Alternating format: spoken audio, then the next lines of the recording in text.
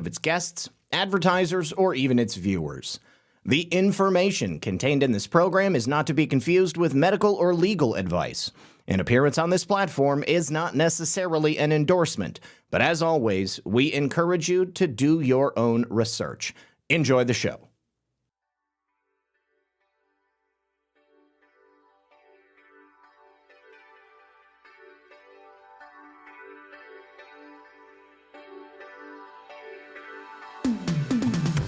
Well, good evening, everyone.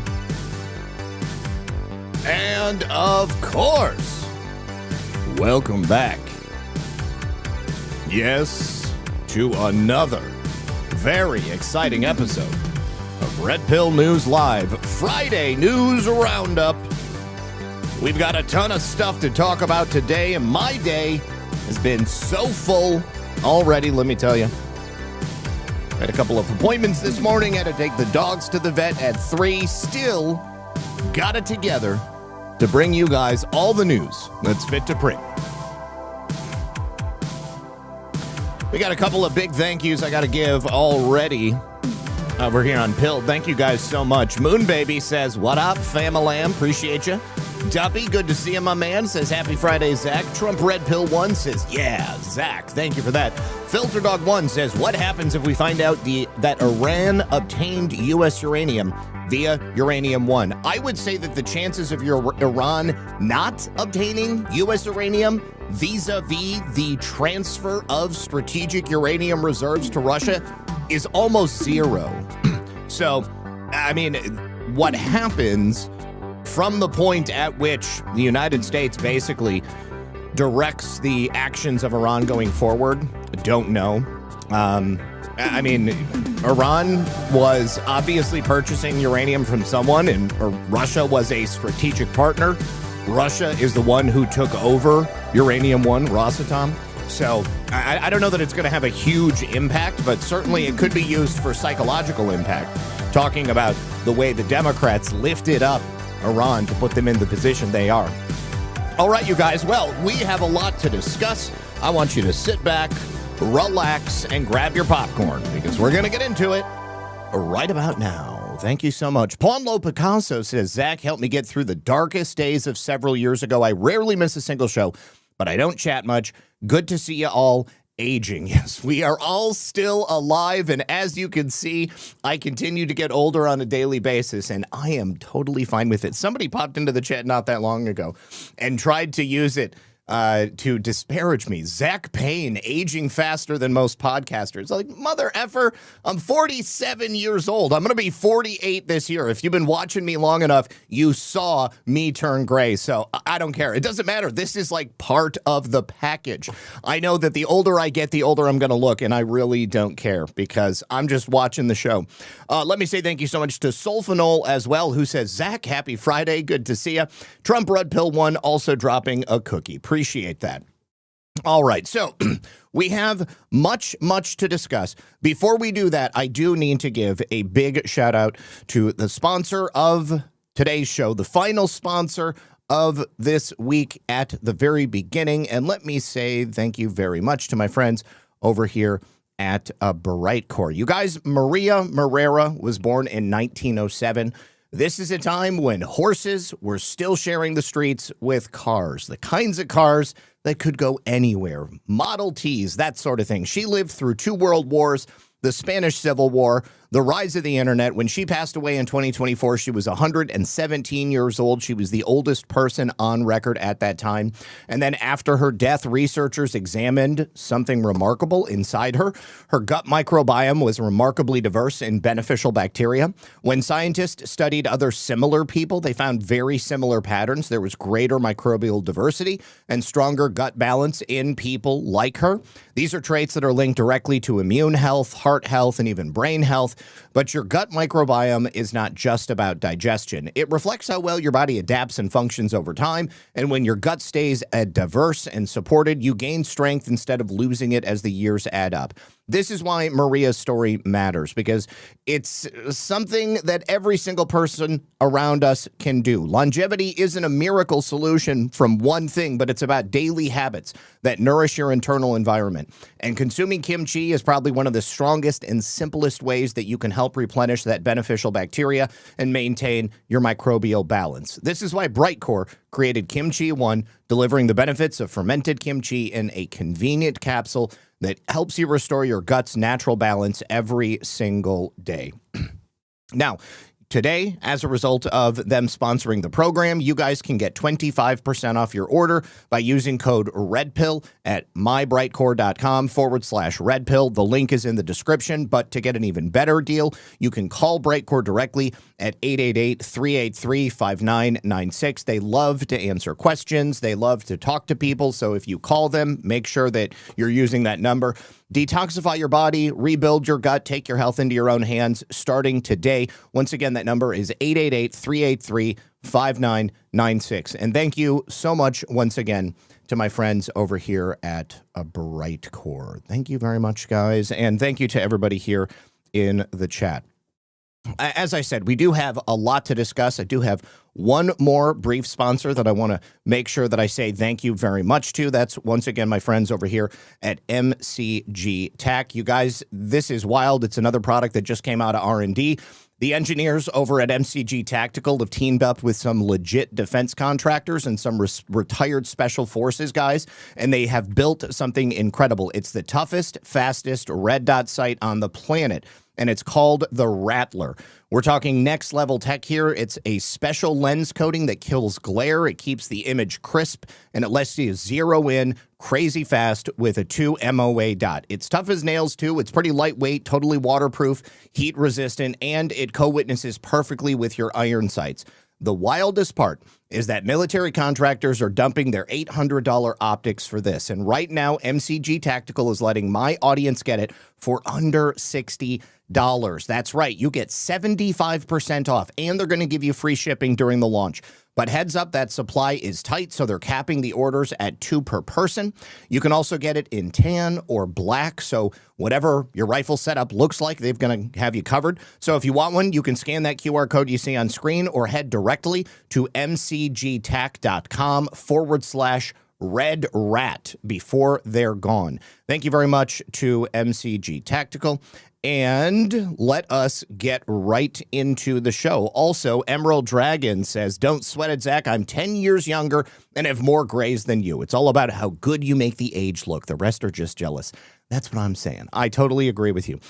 Stephanie Sprague, good to see you, Stephanie. Why did Badlands stop streaming to Pilled? There is some technical issue on the back end with streaming to Pilled. I promise you guys, it's something that they are attempting to get fixed. We're actually trying to have a whole bunch of different things changed on the back end to make it simpler and easier and less confusing for people, because we are training some new individuals so that we have greater control and over the back end, because previously, Brad was doing it and now he's not here. So we are trying to get everything back on. I promise you, everybody listening to this right now, Badlands will be back on Pilled. We're also going to be on a couple of other platforms, but the one that's important to me, because I've been on Pilled since the very beginning, is Pilled. So we are going to be back on Pilled. And let's go ahead and begin. Now, if you saw this news break yesterday, you might have thought that perhaps it was devastating news. Oh my God, Trump is losing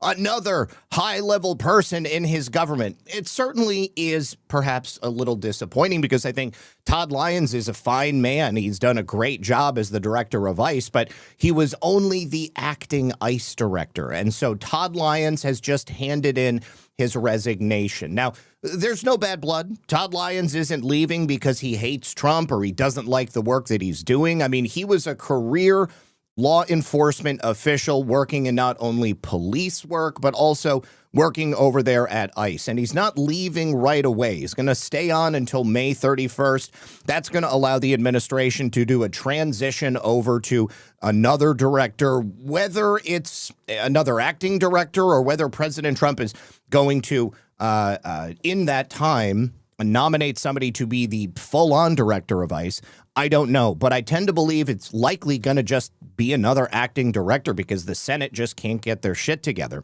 So acting director Todd Lyons of ICE submitted his resignation yesterday to DH Secretary Mark Wayne Mullen. Like I said, he's going to be staying on until the 31st of May. During his tenure, they oversaw roughly 584,000 ICE deportations. They plan to go now into the private sector, and of course, he wants to spend a little bit of time with his family. Now, it's also worth mentioning that during his time as acting ICE director, he and his family were doxxed by psychopaths online. So, I mean, he, his wife, and their children quite literally have been put in harm's way, in danger, since Todd was working there. But he worked for ICE for just about 20 years. Before that, he was in the U.S. Air Force. He was also a police officer, and he's actually very close with Tom Homan. So he may go into the private sector in a way that might help allow him to continue helping the administration. But I'll tell you what this opens up? This opens up acting ICE Director Gregory Bavino. Anybody else here, would you guys get on board with that? I would be totally set with that. I think that Greg Bavino would be the absolute best choice for ICE if we are going to work on just a massive deportation plan. Yeah, I saw something from Mark Wayne Mullen about doing it soft or something like that. Like, come on, man. You can't do the biggest deportation plan in the history of the world and think about people's feelings. Like, pardon my French, but fuck your feelings on that. We got illegals here in this country. We got to get rid of them. We need every single one of them gone. So, yeah, I just don't feel that safe and soft is the way to go. We need Commander Bavino as the acting ICE director. If you guys are watching, as long as you don't like Bavino on Twitter, I love Bavino on Twitter. It's like Trump on Twitter. I mean, is there anybody here who thinks that Trump on Twitter stops him from being able to do his job as president? I don't think so. And I don't think that Bavino ever had a trouble doing his job either. I mean, the shit that people complain about with Bavino on Twitter is the same shit they complain about Trump with Twitter. Again, F your feelings. I could care less about the way you feel when you read something online.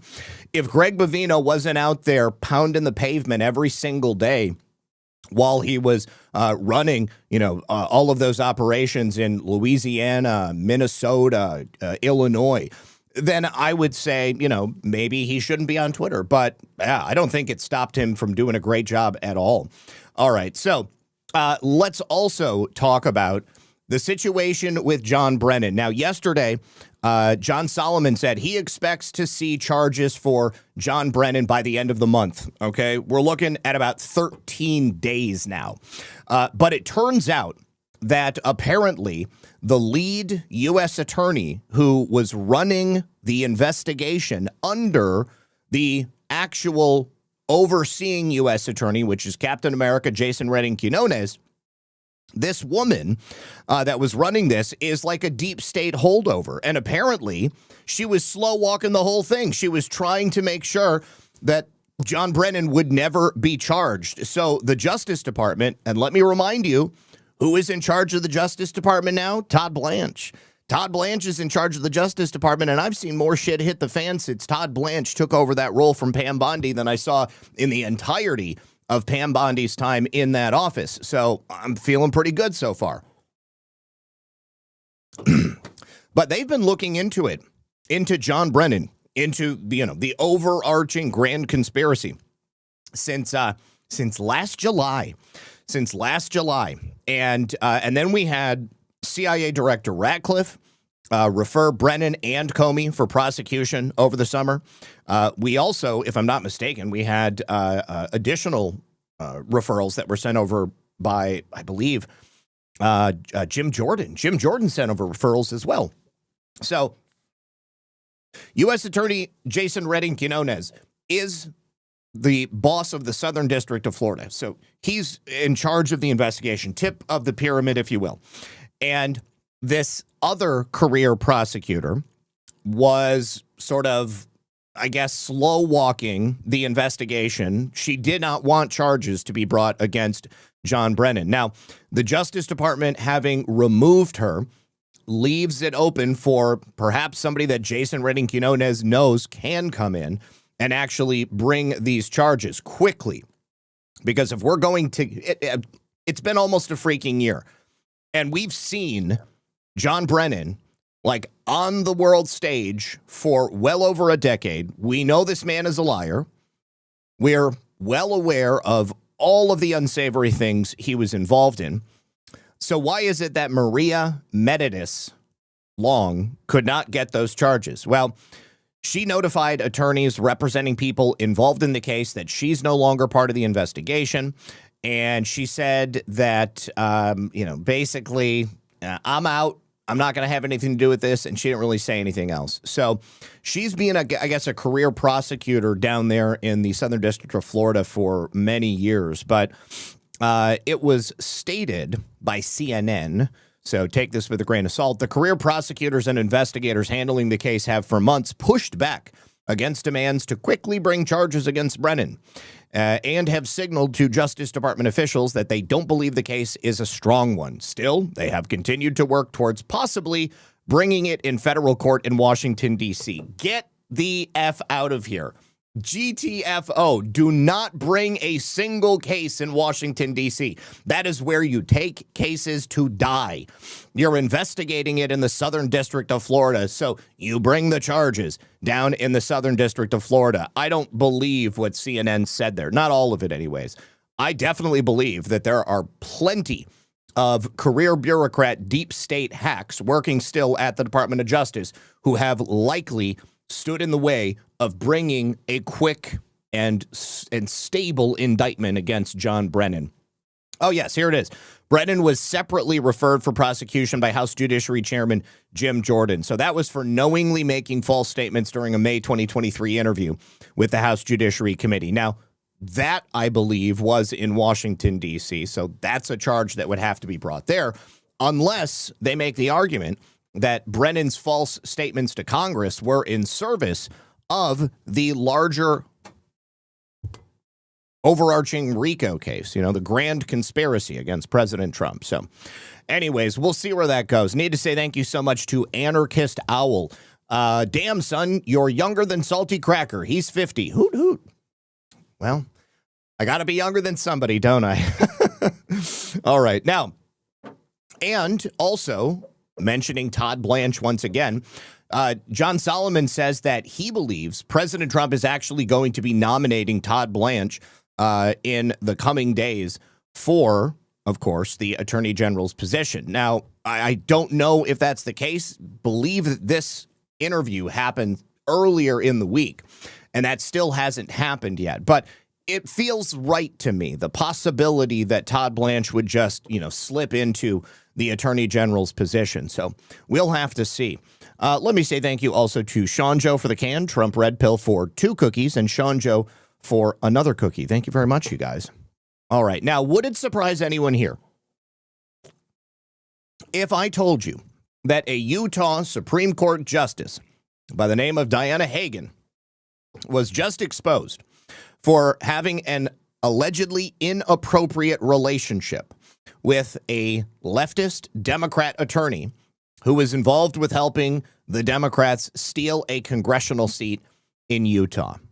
Probably not, but it's a massive scandal. It's true. It's happening. It's unfolding right now in Utah, and it's quite honestly inappropriate because this type of relationship is something that can influence the decision-making abilities of a judge. And this highly critical redistricting case is not the type of case that we needed to have any sort of questions about whether or not the judge was biased or not. The judge herself seems to be a leftist as well. And she made a decision in the 3rd District Court to strike down all Republican congressional maps that were crafted by the Republican-led state legislature last November. She labeled all of the maps unconstitutional gerrymandering, and she replaced it with a map that was drawn by left-wing plaintiffs. Why is it that it's gerrymandering when it's Republicans who are running the legislature who draw the maps, but then when Democrats do it, not even people that got voted for? Anyways, so despite the ridiculous ruling, both the Utah Supreme Court and the federal courts refused to intervene, and that guaranteed a Democrat pickup in heavily Republican Utah for this year. So the Utah Supreme Court had declared in July of 2024 that lawmakers in Utah violated Proposition 4 with the drawing of their map. Proposition 4 was a left-wing ballot initiative. It was actually approved by Utah voters. That was a purported ban on gerrymandering. Gerrymandering is already banned. I mean, you can't legally gerrymander. But it's been revealed that a man named Tobin Hagen has alleged that his ex-wife, which is Utah Supreme Court Justice Diana Hagen, was engaging in a possibly romantic relationship with David Raymond. That was one of the left-wing attorneys who successfully argued in favor of giving the Dems a congressional seat. It would be like your girlfriend works at, I don't know, at the car dealership, and you go in to buy a new Corvette, and you don't tell anybody that your girlfriend is your salesperson. And then at the end, when you're checking out, you say, listen, the price is just too high. And the girlfriend knows that she shouldn't give you $20,000 off, but then she does it anyways. And you're like, wow, you're a great salesman. Good to see you. Take it easy. Once the owner of the dealership finds out that she just gave you a $20,000 cut off the top of that Corvette, she's going to get fired. So Tobin, the now ex-wife, says he discovered these text messages between these two the lawyer and the judge. And apparently, initially, it was kind of innocent, just a little bit of emotional infidelity, but then very quickly it became sexual in nature.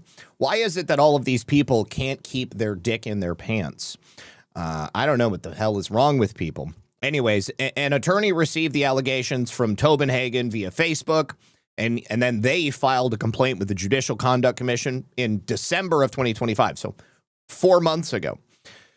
Anyways, he described the circumstances, Tobin did, surrounding his divorce proceedings to another attorney, and that included allegations that Diana Hagen had exchanged text messages with Raymond, which Tobin Hagen said began kind of silly and then became more suggestive. And he originally began to suspect that his wife was having an appropriate relationship with this guy, I guess even before he saw the messages. Now, the case was the League of Women Voters of Utah versus the Utah State Legislature, arguably the highest profile case to reach the Utah Supreme Court in years. Can't say that I've ever heard of any specific cases going to the Utah Supreme Court. But the justices issued a unanimous ruling in July 2024. They said, hey, you guys broke Proposition 24. You gerrymandered the ballot. Attorney Michael Worley said he receives these allegations from Tobin by a Facebook message. Worley filed the complaint with the Judicial Commission. He said he felt his role as an attorney of the bar required him to disclose the information. Tobin Hagen did not approve of the complaint being filed with the commission, but he did acknowledge that it's accurate, everything that was put down. However, Justice Hagen says, no, that's all fake. She said none of that happened. Fake news. So the Judicial Conduct Commission, I guess, investigated the allegations. They interviewed Tobin Hagen, but they haven't done anything about it. Justice Diana Hagen's troubles, however, are not over. Utah Governor Spencer Cox, Senate President Stuart Adams, and House Speaker Mike Schultz all spoke to KSL in a joint statement on Thursday, and they said, we are going to investigate. An initial review of the Judicial Conduct Commission and the court left important questions unresolved. Allegations of this nature, especially involving public officials, must be examined with transparency and accountability to establish the facts and to maintain public confidence. We will move forward with an independent investigation to ensure the facts are fully examined. The process will be conducted objectively and thoroughly because maintaining trust in our institutions is essential. I really hope they have copies of the texts, and I really hope that they're like graphic and explicit so they get read on the record. And like maybe like while they're in court, there was a case a couple of years ago where I reported on a judge who was having a sexual relationship with like a public defender. And like while the judge was on the stand, they were sexting back and forth, like rather than paying attention to the client. The judge wasn't paying attention to the whole courtroom. The judge was like, damn titties, and just that's all he was caring about. I hope that they are graphic and explicit and that they get read out on the record and we get to expose this woman and embarrass her in public. I think that'll be great. Principled Enigma says, I'm 73, my beard's completely white, and 7 inches long. Wisdom rocks. Yes, wisdom rocks. Yeah, Eleanor, I don't know what's wrong with these people. Like, nobody can keep their pants on. I feel like the entire world is just made up of sickos, slobs, and adulterers. I mean, yeah, well, Crystal Loves David says the institutions are the problem. You're right. And I've said it so many times. Narcissists and psychopaths end up going for positions like this. These are the people who totally feed on the idea of people worshiping them. All right. Now, I've been trying to talk about this one for a couple of days. It's going to segue us real nice into the new information about Eric Swalwell. But would you guys be surprised to learn that Katy Perry is under investigation for sexual assault in Australia? The current girlfriend of Justin Trudeau, the former Prime Minister of Canada. She is dating Justin Trudeau. But she is also under criminal investigation by police in Melbourne, Australia. This is apparently over an incident that took place here there in Australia 16 years ago. You might remember she wasn't an astronaut at that time. Katy Perry was merely an MK Ultra singer, songwriter, movie star at that. Yeah, the astronaut Katy Perry. Oh, my God. I thought Justin was gay, too. But apparently so is Katy Perry, because wait till you hear who she sexually assaulted and how. It's really gross. All right, so the accusation comes from Ruby Rose. She's an Australian model and actress, a woman, definitely gay. Victoria Police in Melbourne have actually made a statement. Melbourne Sexual Offenses and Child Abuse Investigation Team, because guess what? Ruby Rose was not an adult at the time this happened. They are investigating, detectives are investigating, an alleged historical sexual assault that occurred in Melbourne in 2010. Police have been told the incident occurred at a licensed premises in Melbourne's CBD. I don't know what that means. Do we have any Australians in the audience? Can you please decode that for me? What does it mean? Anarchist Owl says, hey, now I haven't had a girlfriend ever and haven't dated anyone in 12 years. So there's one. Some people have no morals. Yeah, that's the truth. Some people just have no morals. And okay, now, as the investigation remains ongoing, they continue, it would be inappropriate to comment on this further at this stage. Of course it would be inappropriate, but we're going to comment as much as we can. Let's see. I know that we have a first-hand account of what Ruby Rose said happened to her. All right, so Ruby Rose, I guess, put this out on social media. She said, Katy Perry, I can't do the Australian accent in a female voice. Katy Perry sexually assaulted me at Spice Market nightclub in Melbourne, she wrote, in a reaction to a post detailing Katy Perry's reaction to Justin Bieber's performance at Coachella. Who gives a shit what she thinks, she added. Rose claimed that Katy Perry had rubbed her disgusting vagina on her face, causing her to vomit. Oh, my God. That pussy stank. Get that out of my face. What are you doing? Oh, I shouldn't be laughing about sexual assault. I feel terrible. Oh, God. Read the post by Ruby's sister. Okay, let me see.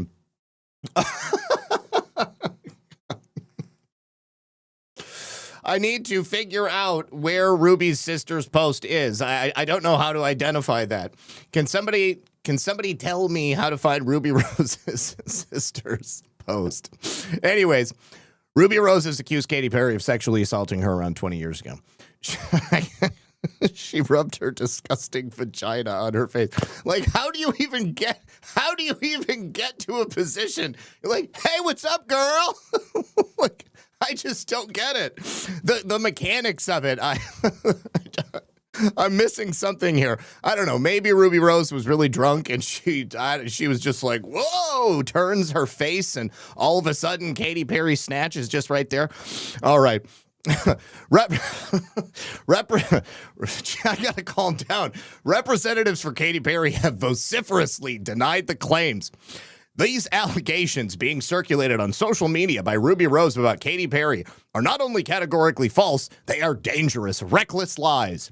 But don't forget to believe all women.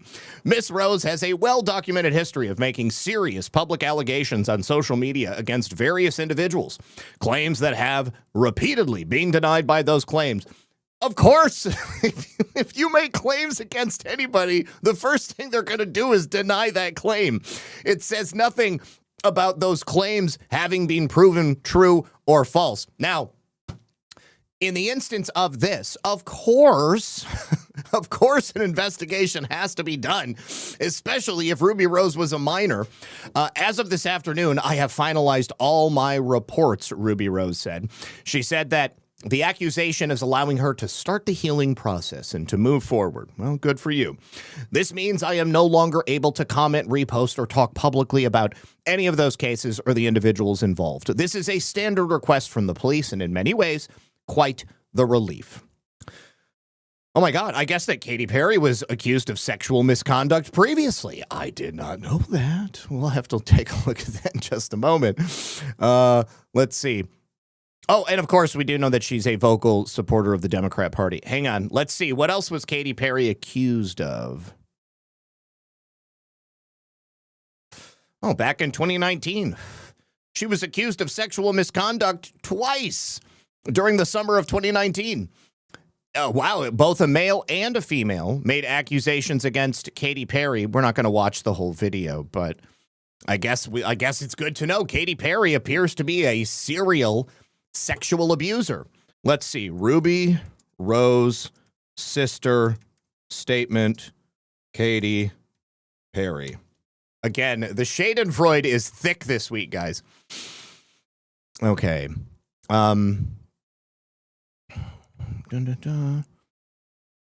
Katy Perry denies Ruby Rose's graphic sexual. Okay, if somebody can send me the statement her sister made, I just can't cycle through the entire internet on that thing. All right. Speaking of predators, Eric Swalwell is the next subject of today's story. So listen, as you guys know, Democrats are not the only ones who abuse their staff. Democrats are not the only ones who prey on kids. It happens from Republicans as well. It really is, as said in the chat earlier, a problem with these institutions because pedophiles, philanderers, narcissists, egomaniacs, all of these psychopathic personality disorder types. Texas Tanya, I'm hearing John say scissoring. Oh, God. Yeah, I might have heard it once or twice in my head, too. All of these narcissistic, psychopathic personality types, they get into positions of power. Why? Because it makes it easier for them to abuse people. So they're like, hey, I can fake my personality. If I'm just pretty and I give my body away, then I can use other people's bodies and I can victimize people. This is their thought process. It's very clear this is not me and my thought process. This is just how these people work.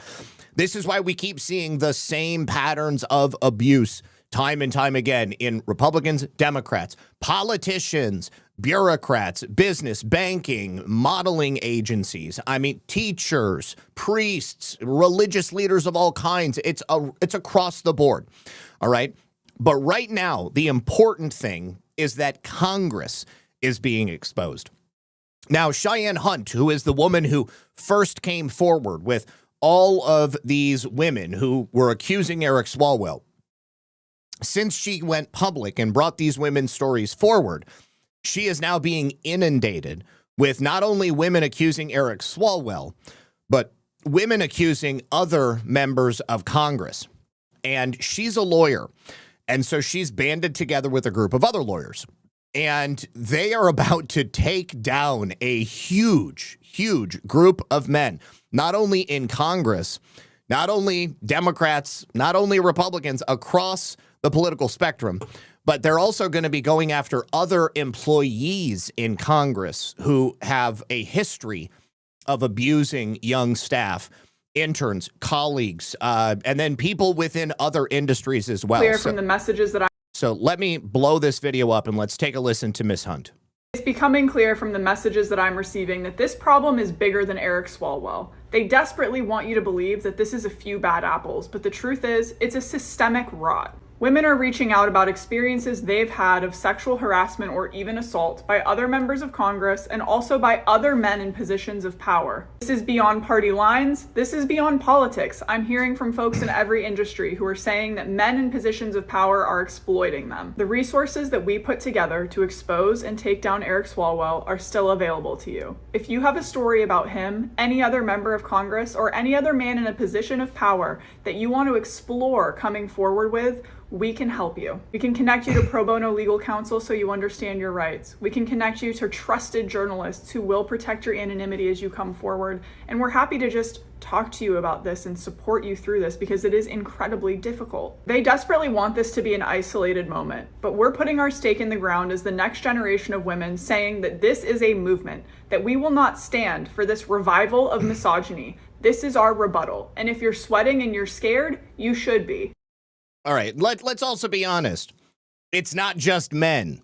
And I really hope, I know it's unusual that men come forward and expose women, but like there are women out there who take advantage of that power dynamic as well. And so I think we would be remiss if we didn't admit that. I hope that those women get exposed too. But I don't know how likely it is. I'm really thinking this is going to be, closeted gay men in Congress, staffers, straight men, pedophiles, that sorts of thing. But we're going to keep our eyes on all of it. Now, one of those men that we talked about the other day who is likely to be exposed very soon is Khanna. And Cheyenne Hunt actually went and met with Khanna. We're going to play the video where she speaks about her experience with Khanna, but she says Representative Khanna was one of the first members of Congress to call for Eric Swalwell to not only drop out of the governor's race, but to resign his seat in Congress. I asked him why some of his colleagues seemed unwilling to take the same stand. It seems self-evident that abuse and harassment are disqualifying from all positions of power, no matter what. And I tend to think that Khanna is one of those guys who's like, yeah, just, Eric Swalwell, will get him out of here real quick and everything will calm down. But let's take a listen to his interaction with Cheyenne. And then I want to read you what Martin Shkreli posted about him because he is preparing a dossier as we speak. Congressman Khanna, I first of all want to thank you for your leadership. You were one of the first members of the House to both call for Eric Swalwell to drop out of the California governor's race, but to also resign from his seat in Congress and said that you would vote to expel. What do you think the disconnect was there for some of your colleagues? Well, first of all, Shannon, let me say I'm honored that you're here. You've shown such courage and bravery. I was following when you first made that post and how many arrows came your way, and you stuck to your truth, and you didn't rush things, and you really looked out for these survivors. Can I just say, I find it so grating when people say your truth. Thank you for speaking your truth. There's only one truth, and it's the truth. So when you say your truth, that seems like it's not really the truth. And you've made an enormous difference. You really have, and I appreciate your being here. When I read that San Francisco Chronicle story, I just thought it was absolutely horrid and disgusting. I'd also like to point out that Khanna is from California, okay? So, like, the idea that this guy only learned about Eric Swalwell's activities when he read the San Francisco Chronicle story, no. Not a chance, Ro. I'm not buying it, bro. Disgusting. And I immediately said he should have law enforcement investigate. He should be resigning. And I would vote to expel him. the reason that other people don't do this is there's this sense of goodwill towards your colleagues, and people don't want to call out people they know or people who they've been friendly with. It's the same thing which happened with the Epstein class. I mean, people were not willing to call out other folks who were raping or abusing young girls, even though they had gone to Epstein's Island. And this is the culture that we need to confront. We need accountability in this country. We need elite accountability. And your work has made an enormous difference in doing that. Thank you so much for your leadership on this. Thank you for yours. Have a drink, Cheyenne. Let me get you a cocktail, Cheyenne. All right. So Martin Shkreli says, no effing way. This guy knows there is a line of women about to accuse him of the exact same harassment. Let's see if he feels the same way in a very short order. Yeah, let's see how Ro Khanna feels in a couple of days. I got notifications for Martin Shkreli's account turned on. I cannot wait to see what he brings forward. All right. Now, and let's also go back to somebody who was there at the time that Eric Swalwell got kicked off of the Intel Committee. That is former Speaker of the House right here. And Kevin McCarthy says, I sat down with Nancy Pelosi. I did the same FBI briefing. I later went and sat down with Hakeem Jeffries. So, like, this was an open secret. Everybody knew about it. Let's take a listen. Hey, Mac, what'd you know about Swalwell? Well, let's do a quick history. When I became leader in 2019, I heard that Swalwell, that the FBI had warned Congress and the leaders when Nancy Pelosi appointed him to the Intel Committee a couple of years ago. And you've got to understand how big this is. You only warned Congress and the leaders, okay? Like, that's the whole body right there. get appointed by the leader. It is the most coveted position in all of Congress, and he gets on in his sophomore year, and the FBI comes knocking to John Boehner and Nancy Pelosi and say, you got a problem here. This person has a relationship with a Chinese spy. Lo and behold, when I find out, because I wouldn't have known this before, I ask for a briefing, and I have Nancy Pelosi there with me. Now the FBI has a number of years and gives us the complete investigation on this. I literally turn to her in that room and say, how could you keep him on this committee knowingly? And Swalwell is her protege. Schiff and Nancy Pelosi protected this person, elevated him, made him like vice chair of the steering committee. He was so protected by Nancy Pelosi, she wouldn't remove him. I'm in the minority. I go to the floor and make a privileged motion based upon the information I have to remove him from the Intel Committee. They have 200 other members they could appoint there. She brings the hammer down. All those Democrats, every single one of them, vote against it to keep him on. 2 years later, I become Speaker. Hakeem Jeffries nominates him to go back on steering. I sit down with Hakeem and say, please, go get the FBI briefing, and let me tell you this, he's not going on the Intel Committee based upon the information I have, and you need to have it as well. Now, let me also remind you, Kevin McCarthy is also from California.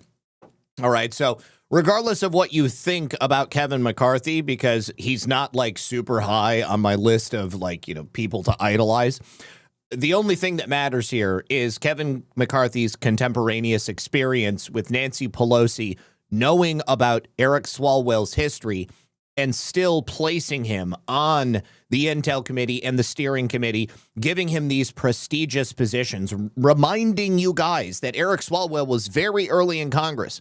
Eric Swalwell gets elected to Congress. The first thing that happens is the FBI comes in and says, hey, he is having a sexual relationship with a Chinese spy. I have to wonder if they also said, by the way, we've also learned that he's having random sex with girls all around town and here in Congress after he drugs their old fashions. Still protected the whole time by Nancy and Adam Schiff. And remember what they did in this governor's race. They hate Katie Porter so much when she started to rise. Swalwell wasn't even in the race. They push him in the race, and they put their whole apparatus around it. The California Teachers Association endorses. The SEIU, the strongest union in California, they don't just endorse, they pour millions of dollars into a super PAC. He was on the way, but there was one endorsement missing, Nancy Pelosi. And the moment it breaks, and remember where it breaks, the San Francisco Chronicle. This is the same newspaper that criticized me for removing Swalwell from Intel or trying to remove him before. And now they write this story. She leaves instantly. Nancy Pelosi starts move to remove him. All right. So, again, Eric Swalwell's history was well known, but it goes further than Congress. Because apparently, back in 2019, when Eric Swalwell was running for president in the 2020 season, Politico had this exact same story, which means that they chose not to run it. And over the course of the next 6 years, Eric Swalwell was able to abuse more women because he wasn't exposed at that time. I have to wonder, how many other news outlets also had this information and had it squashed because Democrat leadership didn't want it to get out there because they knew that they could control Eric Swalwell. And by having this blackmail over his head, Eric Swalwell would do whatever they wanted him to do. So he dropped out of the race in 2019, and that's because Politico was going to run this story. So everybody seems to agree that this situation, Eric Swalwell's behavior, was an open secret in Washington, D.C. Everybody knew, but no one mentioned it publicly. And Democrats, as I have said, were keeping the secret because they could control Eric Swalwell. I would imagine the rest of Congress were probably just hearing about it in whispers. They didn't have the evidence. But one thing that everybody now is trying to figure out is exactly who knew what, exactly when did they know it, how many Democrats knew exactly what Eric Swalwell was up to, how many news outlets that were sympathetic to the Democrats. We can specifically name Politico. We know that they are an extremely liberal, left-leaning outlet. Now, on this Swalwell stuff, this reporter at Politico was working on verifying all of these rumors on Swalwell because he was running for president. 2 days before he was scheduled to sit down with this reporter, Eric Swalwell dropped out of the race, probably because he learned that this is what the reporter was going to ask him. The energy disappeared to potentially take him out. The victims, if they were ever willing to go on the record, never went on the record. Maybe they got paid off. He slithered back into his house seat. In December of 2025, it was too early to take down Swalwell. They had to wait until all of his paperwork was in to run for governor in March of 2026 so that they could then chop him off at the knees and not only destroy his career in Congress, but his run for governor. David Strum of Hot Air did some personal research, and he said the number of political strategist names that just trip off the tongue of anybody outside of the machinery of politics is rather small. So small that people like James Carville, who hit the sell-by date somewhere around 1990, are still going on the air. David Axelrod, Roger Stone, a few of the others, pretty much done with that list. But I checked Mr. Michael Trujillo out, the guy who reported this initially, and at least CNN and a few other media outlets think he's legit, having worked on Democrat campaigns in California for years, even consulting with presidential campaigns there. He seems to be associated with a lobbying firm that features him as a talking head and a Democrat influencer of note, so the story seems to be legitimate. The person who allegedly was going to report this at Politico is no longer there, so I wonder if they will be willing to come forward now. In addition to that, we have another Democrat, a progressive commentator by the name of Nomiki Konst. And she said that as a freshman congressman, so the first year he was in Congress, Eric Swalwell hit on her aggressively in the midst of many top Democrats and journos, which means that many people saw Eric Swalwell play and grab ass at a function. Then he slid into her DMs. She said it shows a whole other level of narcissism to think he could get away with this in the type of world we live in. Let's hear her story. So I'm sitting at the table with some commissioners and other people, and Eric Swalwell comes over. I didn't know who he was. He was a recently elected congressman. I think he was on his first or second term. And he sat down with us and he bought me a Prosecco, which I just thought was to celebrate. And then he started to like zoom in on me and lean in. And then he got up and he went to the bar again to get another drink. And somebody at the table said to me, you know, he's really aggressively flirting with you. We were all talking as a group. And then suddenly he's just like all on me and like, you know, touchy feely, like touching my hands.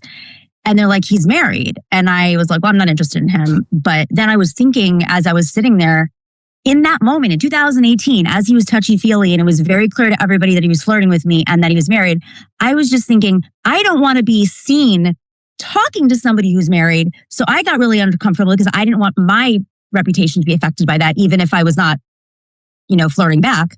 So I got up and I left.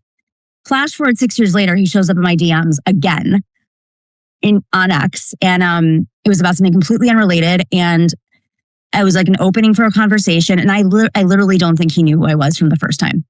So what my takeaway from that experience, nothing happened between us, was that he was doing it out in the open in a DNC meeting with like Donna Brazile in the room and like senators and Congress members and DNC members and press. And I'm like, you are so reckless that you are just out here in the open. Here's the thing.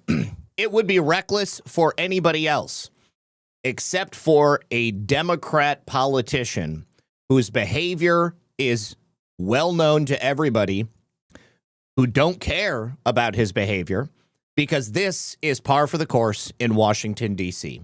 This is simply how these sick degenerates behave.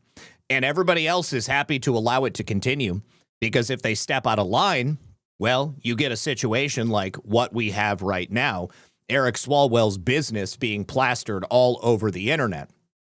Now, let's talk about some others. His best friend, Ruben Gallego. Rumors around the campfire suggest that there may be a video of Ruben Gallego, his wife, and Eric Swalwell on Ruben Gallego's wedding night, the three of them having a threesome. Now, this is a tale that's been going around ever since Eric Swalwell attended Ruben Gallego's wedding, the same wedding where they both had campaign expenditures, illegal campaign expenditures, and Eric Swalwell's wife didn't attend the wedding with them. And of course, you know, Eric and Ruben, they're such best friends. I guess, you know, this is, again, this kind of stuff they do in Washington, D.C., tip to tip, docking with your buddy. And we've got Paulina Luna coming forward and saying that not only is Ruben Gallego looking nervous, but he's been doing interviews in what appears to be a state of total panic, because he's desperately trying to distance himself from Eric Swalwell. But he's got a much bigger reason to want to do that. So Paulina Luna appeared on CBS News and implied that another shoe is about to drop in the Swalwell scandal aimed directly at Ruben Gallego. Is she talking about this video that I mentioned? She also said that she's already referred this matter to Senate Majority Leader John Thune. Let's go ahead and hear it directly from Representative Luna, because I'm anxious to find out. On X, you posted the following, tagging Senate Majority Leader John Thune. It seems like the Senate has its own trash to take out. You, meaning Thune, need to look into the allegations against one of your senators. It's very disturbing. Who are we talking about? We are talking about an Arizona senator that was very closely tied to Eric Swalwell, and I have since confirmed with Senator John Thune's chief of staff, as well as they're linking us to their ethics that they are investigating, and we are sending all appropriate information directly to them now. That would be Ruben Gallego, correct? Correct. When you say in that X post, it's very disturbing, for my audience's benefit, can you define what disturbing means to you? Well, without, I guess, getting too graphic, there is a woman that allegedly is coming forward with attorneys, wants to go on record about an incident that occurred between the two of them at the same time. Oh my God! I guess it's not even his wife. It's just a hooker. Woo! Woo! And the event was sexual in nature, allegedly. But it's not just that. There's also, too, apparently issues of campaign finance violations. Again, look, I am one member of Congress, but I'm not going to be like some of my colleagues that waited, forever and a day to bring this information forward. I think that if this is happening, that it needs to be dealt with. I'm definitely not in the Senate, but I think that Thune should probably take that seriously and look into it, especially given the nature of what's become apparent regarding Eric Swalwell. Based on what you know, Congresswoman, does this sound to you, and you're not a prosecutor, neither am I, but does it sound to you that it's criminal in nature regarding Senator Gallego? I think that... Well, okay, so here's the thing. I heard a rumor about the wife and Swalwell and Gallego, but their wedding was like an extended trip. They went to like an island or something like that. The night before the wedding is when you're supposed to have the bachelor party, right? I'm just spitballing here, but what if Gallego and Swalwell go out for the stag party, and he's like, hey, just one last fling. That's what you got to do before you get married. And Eric Swalwell's like, yeah, buddy, slapping his back. And I don't know. I could say so much, but I'm not gonna. If it involves people that were potentially trafficked, yes. Regarding the campaign finance violations, I think that that's cut and dry. But right now, I'm not investigating this. I'm simply presenting this information to the authorities that have the positions and power to do what they will with it. Now, she didn't say it outright, but my takeaway is that, yes, this was a prostitute. She seems to infer that the woman was sex trafficked. We don't know if she's a minor. She was a minor at the time, and now she's an adult. But even if she was an adult at the time and she was sexually coerced, trafficked into this situation, obviously that's illegal, highly illegal. Part of the problem that we have in Washington currently is that a lot of this behavior was circulating publicly. People had heard about it, but they didn't present it to the appropriate authorities. And frankly, right now we have a slush fund that 3/4 of Congress voted to protect. We had to subpoena those records in House oversight, and we should be obtaining them next week. But again, that information belongs to the American people. If your taxpayer dollars to the tune of $18 million, which is I think the current number, are being used to cover sexual harassment, sexual assault settlements, that's not something that we should be paying for, and I definitely don't want to serve with these types of people. I understand, too, playing devil's advocate, that people can make false allegations, but given, again, the stuff that's come out with Eric Swalwell, given the stuff involving potentially escorts involved, et cetera, again, I sent this information as soon as I got it to the appropriate authorities. And you mentioned the word trafficking. That carries a lot of weight in a lot of different ways, criminal and emotional. Do you believe sex trafficking is part of what this could be about? I think any time that you are knowingly engaging in purchasing someone for sex, that is something that should be taken seriously. I've heard this now about a few members of Congress. One of them is under current investigation by House Ethics. I think that there's another one being opened up in the Senate. But yes, I would say that that's criminal nature. Actually, right now in the United States, according to the Trafficking in Persons report that the State Department typically puts out, we're one of the worst countries in the world for that. And again, we don't know anything about these individuals. I mean, are they doing it on their own accord? Are they being forced? Are they being coerced? Again, though, most people don't have these types of allegations. Most people don't have these types of rumors floating around about their offices. And the problem that we're seeing right now is that there are a few people up here that are coming up here and they're not serving their constituents. And it should not be the expectation, nor should it be asked of us by either party to cover up for this type of behavior. And so I do applaud journalists that are asking questions on this, because I don't want to serve with these people. I don't think that they should be in positions of power. And I definitely don't like what I've seen in regards to how they've treated women specifically. It's actually really gross when you hear about it. Disgusting. I'm going to say it again because I've said it before. People talk so much shit about Paulina Luna, and I think she's a freaking MVP. She has done awesome stuff since going to Congress. She almost single-handedly is pulling back the curtain on all of this disgusting behavior that we've spent years trying to expose. So let's talk about that slush fund. Now, she mentioned $18 million. $18 million is what has allegedly been recorded as having been paid out. These sexual misconduct allegations against Eric Swalwell and now coming out against Ruben Gallego, and she mentioned that there are several others. We all expected that. And I said when this started up, I said, this is going to cascade. This is going to be like a waterfall exposing all of these people because this is the prize.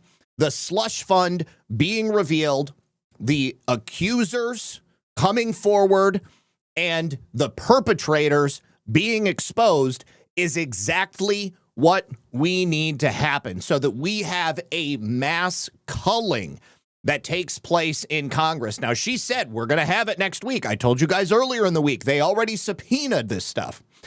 They tried to release it through Congress. You had all of those people go on record and say, no, we don't want to hand those names out.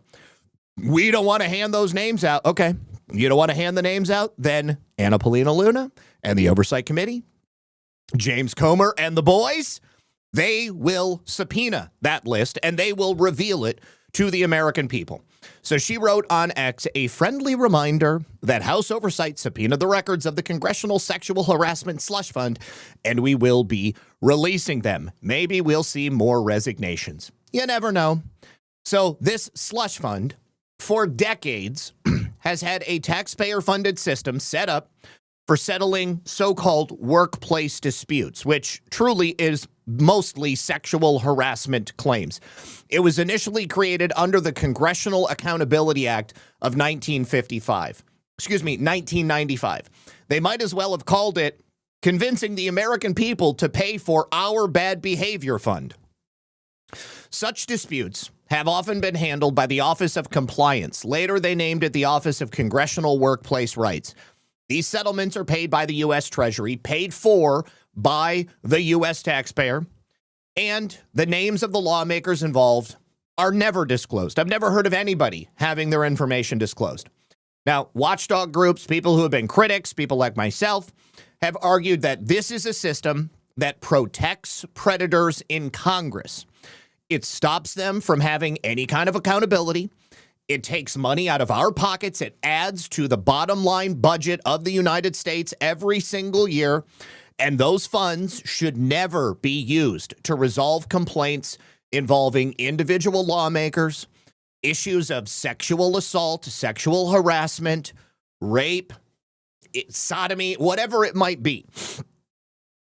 So according to data from the agency, the OCWR has paid out over $18 million to settle just about 300 workplace disputes. These are disputes that range, not necessarily just sexual assault or harassment, but pay, discrimination, harassment, other issues. And we have the numbers from 1997 to 2019. I don't know as far as like 2020 to 2026, but all of these disputes were not simply for Congress. It also involved the Capitol Police, the architect of the Capitol, but also the Library of Congress.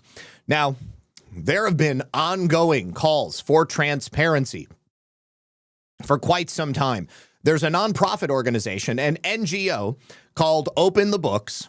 You guys may have heard of them. I've shown some of their work here on the show before.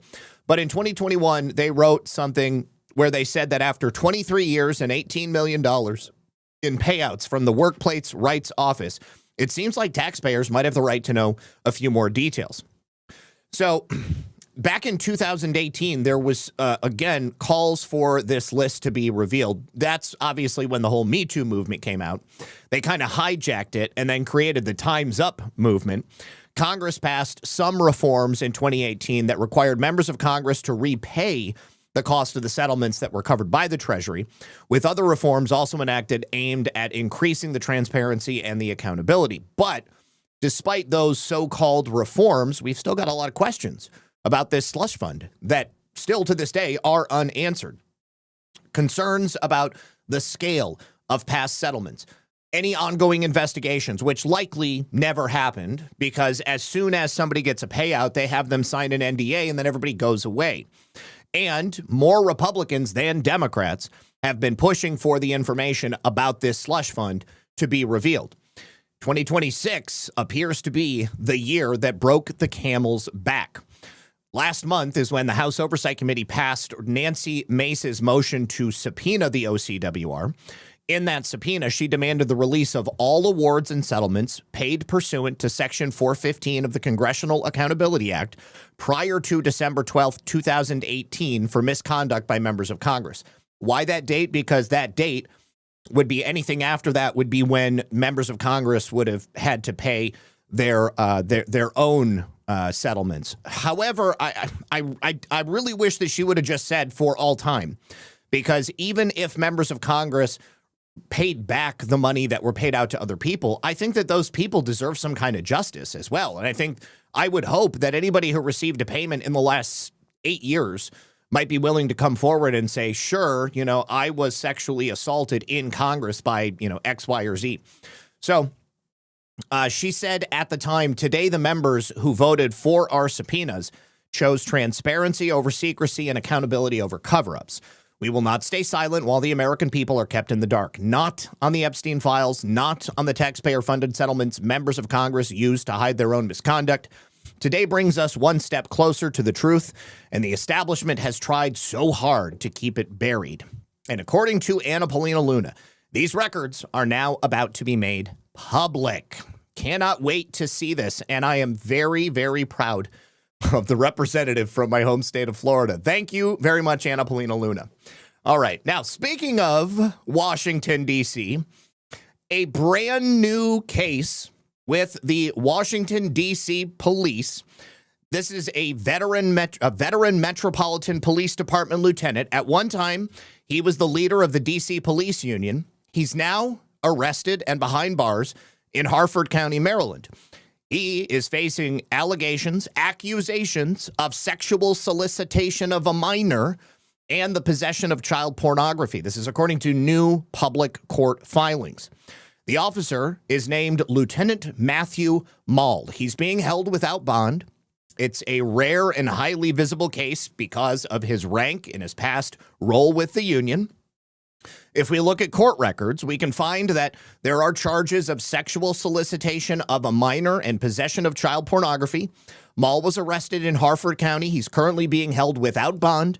He's got a bond review hearing that was scheduled for earlier this week. I don't know how it turned out, but the outlet reports that the plans to update coverage on this as additional court documents are being released. Once we get them, it will come out. Now, he is a lieutenant with the Metropolitan Police Department, previously served as the chairman of the D.C. Police Union.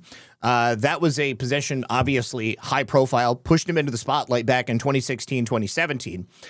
Past reporting shows that he led the union's labor committee. He survived a recall vote while he was the head of the union.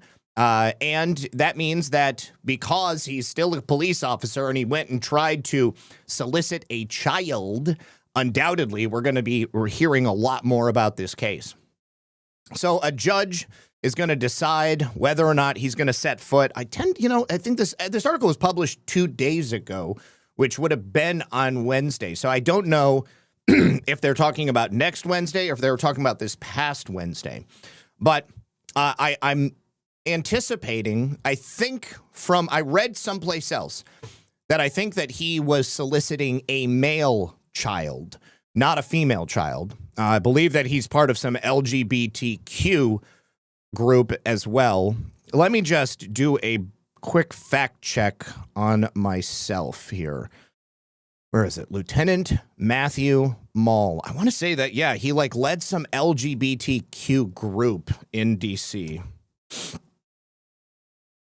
Okay, so Washington Post is probably not going to say it. Let's go see if we can see some, allow ads. Okay. This is why I don't have the ad blocker turned on most of the time. Here we go. Let's take a look. Benz of Daytona Beach, we're Forsaken Angel says, Friday night challenge for more Zak spitballs, because the more truth that comes out, like truck stop 50 grit single ply waxed toilet paper, sooner or later, the truth, that shit's gonna stick. Yes, absolutely. Thank you, sir. Appreciate you. Okay, let's turn up the volume. Pump up the volume, pump up the volume, pump up the volume. Dance now. Officer has been placed on administrative leave after he was arrested in Maryland on charges of possession of child pornography and child solicitation. Court records show Lieutenant Matthew Mall was taken into custody in Harford County on Tuesday. MPD released a statement saying the allegations in this case are extremely disturbing and in direct contrast to the values of the Metropolitan Police Department. MPD's Internal Affairs Division will investigate violations of MPD policy once the criminal investigation concludes. You have to ask yourself if Matthew Mall was a lone wolf or if he was acting in concert with other pedophiles in the area. I think that, oh, yes, he's gay. He's gay, all right. And, yep, so it would have been a boy child. Terrible, terrible stuff. Good news, though, the MPD is not doing the criminal investigation. As the reporter said, it's the Internal Affairs Division. And let me tell you, nobody loves to take down crooked cops more than Internal Affairs. So I think that this is not going to get covered up. And if it goes anywhere beyond Matthew Mall, IA is probably going to figure it out. All right, you guys. Before we move on to some more corruption taking place in the world of elected officials, let me just bring you one additional message from our friends over here on Rumble. All right, you guys, this is a good one today because the way I opened up the show, there are not enough F-bombs in the world. Somebody, however, has fixed it. So quite literally, this is a jar full of F-bombs. Yes, these are tiny little F-bombs for when words are a bad idea, but the message still needs to be delivered. If somebody's getting on your nerve, you just grab an F-bomb, click it on the table, slide it across, done. Drop one on the desk of your coworker as you walk by if they deserve it. No explanation needed. Or you can skip just subtle and just grab a handful of F-bombs because maybe that's how many F-bombs you're feeling in the moment. If your F's to give right now in F-bomb form, scan that QR code or click the link in the chat and use the code RUMBLE10 to get 10% off your entire order at thingsofholding.com. Thingsofholding.com. Use the QR code or go to it. Thank you very much. And then also Rebel Nader says, so worth it. Challenge accepted. Thank you for accepting the challenge, my friend. All right. Thank you for the support. Now, I'm going to tell you about a Democrat elected official, a mayor down in Alabama, Mayor Jacqueline Boone. She's just being arrested for mail-in ballot fraud, along with the city council candidate, Stephen Thigpen. They are both facing felony charges for the unlawful use of absentee ballots. They both won in a totally real election, a fake and gay election, August 2025 municipal election, but it got thrown out due to voter irregularities. And then they had to hold a special election. And turns out they both were cheating using absentee ballots. Let's look. Been accused of abusing absentee ballots. Attorney General Steve Marshall says Jacqueline Boone and Stephen Thigpen have been arrested. Boone is the former mayor of Fort Deposit. Thigpen ran for city council. Both were declared winners in the August 2025 municipal election, but that election was thrown out over voting irregularities, and a special election was held in January 2026. Now, if convicted, each could face anywhere from a year and a day up to 10 years in prison. Been accused of abusing absentee. Up to 10 years in prison. Good Lord. Oh, man, that's not cool. Can't wait to see how that one turns out. Just wanted to show you Mr. Thigpen. Here is Stephen Thigpen with them pretty peach pants. You're looking so smooth in them peach pants with them loafers. Mr. Thigpen, well, they are both in trouble. Kamala Harris won this county, by the way. by about 2,000 votes. I wonder how many of those votes were real. How many of those votes were totally fake? All right, let me say thank you very much to FilterDog1, who says DOJ abruptly removes lead career Miami prosecutor slow walking charges against John Brennan in Spygate case. Yes. Open the show with that. Boys Blanc 89, thank you for the cookie. Trump Red Pill dropped a 3-month bronze tier subscription. Thank you for the support. Ghost Rider says, oh my God, stop, Katie. Judy the Lady Pug, thank you for the cookie. It's May, thank you for the cookie. Filter Dog says, Stormy is your... Oh, God. I almost pulled this up. Have you guys... Okay, I've talked about this before. It's called the curse of Trump. Those who go up against Donald Trump, they tend to have their lives completely destroyed. Have you guys seen Stormy Daniels recently? Well, she's come a long way since her days in the porn industry. Like, not only, she looks like a different person. She put on about 60 pounds, maybe more. And her teeth are also now jacked up. She's got like a big gap. And, you know, that's not to say that, like, you know, people with gaps in their teeth are unattractive. But on her, it doesn't look that good. I've seen plenty of people who it's a character feature, you know? I mean, like, it goes with their aesthetic. But Stormy Daniels used to have, like, perfect veneer porn star teeth. And now I don't know what's going on, honestly. And it looks like she's also had some bad plastic surgery. I actually looked at the features of, like, Stormy Daniels' pictures. And remember years ago when I found that picture of Stormy Daniels with the Nexium brand on her hip and she got a tattoo over it.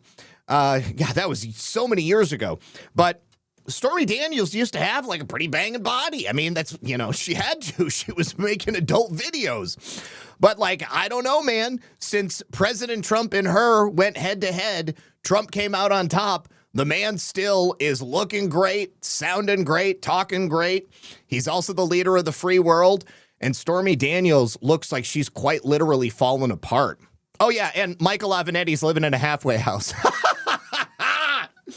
Remember Michael Avenatti, her lawyer, who defrauded Nike of like millions of dollars? They put him in prison. He did get out a little bit early, but he's living in a halfway house wearing these slippers. He's wearing Reefs, which are probably the most comfortable flip-flops you can own.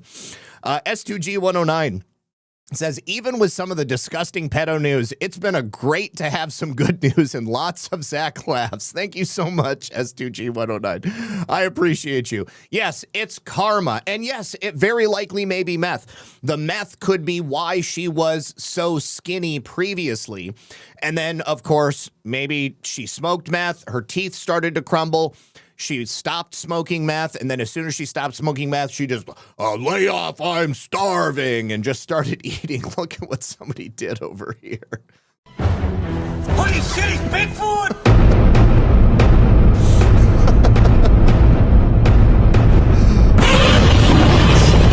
Stormzilla.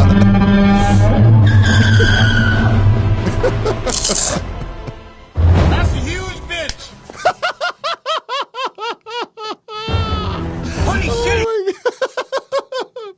Oh, Filter Dog, thank you for sending that over. Oh, as if we needed more laughs today. All right. Oh, yeah. Do you got the kind with the bottle cap opener in them? Larry over on YouTube says probably a coke addict. Yeah, very easily. She could have been a coke addict, too. I don't know. I never heard her talk all that much, so I don't know. There's, you know, if somebody's like, you know, insufflating and somebody's snorting cocaine, you can pretty much tell because they're like sniffling and stuff all the time. But I don't know. I never really heard Stormy talk. I actually showed, she came out with a book, and there was like a video of her going around because I think she went on The View or something like that. And I saw her and I was like, who the hell's that? And then the Chiron came across the screen. It was like Stormy Daniels. I was like, Stormy Daniels? I was like, no way. Like just in a couple of short years, she fell apart, literally fell apart. Anyways, Great news coming out of Maricopa County. I've told you guys about the battle that Maricopa County Recorder Justin Heap, the man who beat the tar out of Stephen Richer and replaced him, was having a sort of battle with the Board of Supervisors in Maricopa County. They had taken away some of his ability to administer elections, and there was a court battle that was going on. They were attempting to just remove Justin Heap, get rid of him, and he's the one the people of Maricopa County elected. So anyways, a Maricopa Superior Court judge found in favor of Justin Heap, and he ordered the Board of Supervisors to restore those functions of the administration of elections back to Justin Heap so that he can do his job as the Maricopa County recorder. So back in October of 2024, Stephen Richer entered into this agreement with the Maricopa County Board of Supervisors. This was a plan in case he lost 1 month later to shift certain election duties away from the recorder's office and then give them to the board. So this was done months after Justin Heap had defeated Richer. I misspoke.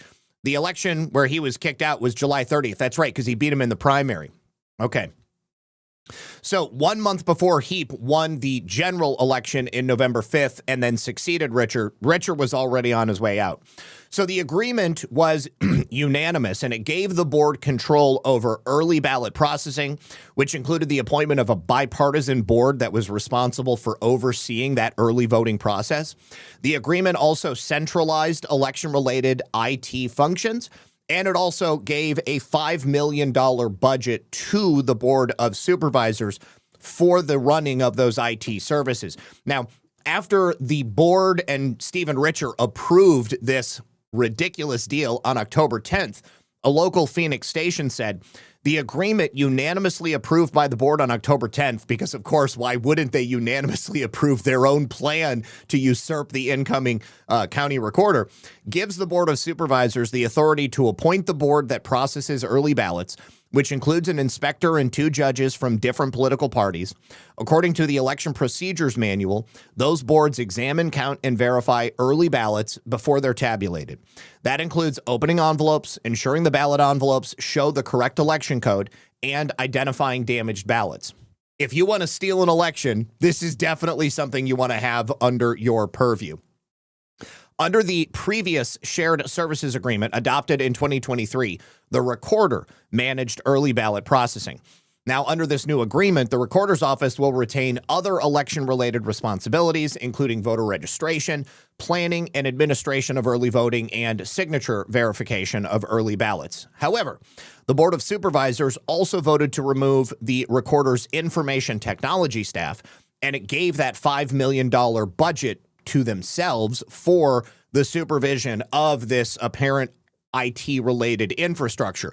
Any IT-related service that would be necessary for the recorder to perform their functions effectively in regards to elections or even business-related responsibilities. So, I mean, in order for the county recorder to even do their job on a daily basis, say, you have an update on your system, okay? Well, you have to call the Board of Supervisors and be like, can you send an IT guy over here? And if they don't do it, that could cripple the office from being able to work at all. Now, once Justin Heap came into office, he canceled the contract, and he called on the newly seated Board of Supervisors to renegotiate with him. He put out a statement and posted it to the Maricopa County Recorder's website, and he suggested that he would take legal action over the supervisor's unwillingness to address these concerns that he had. Now, he did take legal action, and it was yesterday that Maricopa County Superior Court judge ended up siding with his position. Now, according to the court, the authority was delegated to a county's recorder or an other officer in charge of elections.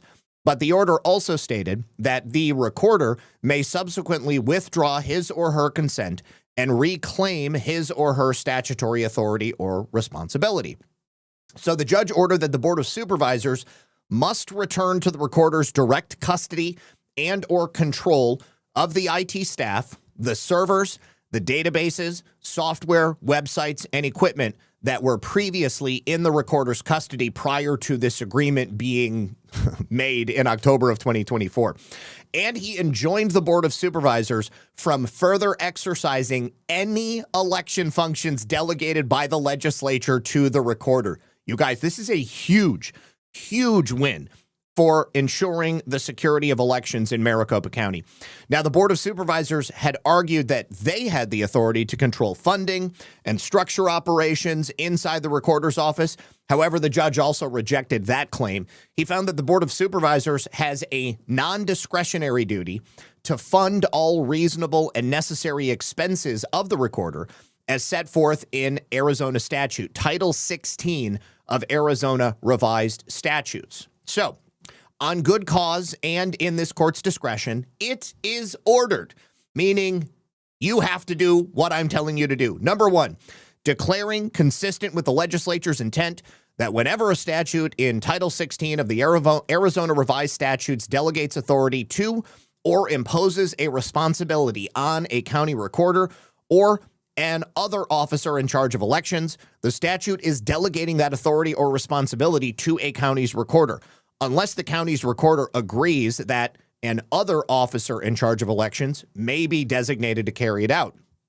So the only way that they're going to be able to steal the functions of elections again is if Justin Heap hands it over. And he's not going to hand it over. He's been fighting tooth and nail for the last 2 years to get back to some form, some semblance of sanity here. Let's see. We'll go ahead and leave it there because I think I don't want to read through the entire decision. But this is a decisive victory. It is a wonderful thing. The enforcement of this is the order itself. If Maricopa County Board of Supervisors refuses to turn over all of this equipment, then obviously they're going to be right back in court again. And the judge is going to find them all in contempt, and they could be criminally liable at that point themselves. In terms of all of the functions that the Board of Supervisors had taken from Justin Heap, as soon as he gets all of that equipment back, it's all upon him to implement the findings of this order. And believe me, he will. So the enforcement mechanism is going to be them complying with this order, because if they don't comply, they're going to be in contempt. And of course, then they could go to jail. So we'll see what happens. Two Dogs Effing says, I just want to hear Katy Perry's Dirty Snatch again. Mohap. I can't believe I had to say that. Oh, that's great. Okay. Now, I meant to talk about this a couple of days ago as well, and I know that this is something that we've spoken about before. It's also something that many of you have been tracking. Rebel Nader is now a monthly supporter over on Rumble. Thank you so much for joining as a monthly supporter on Rumble. Appreciate you, homie.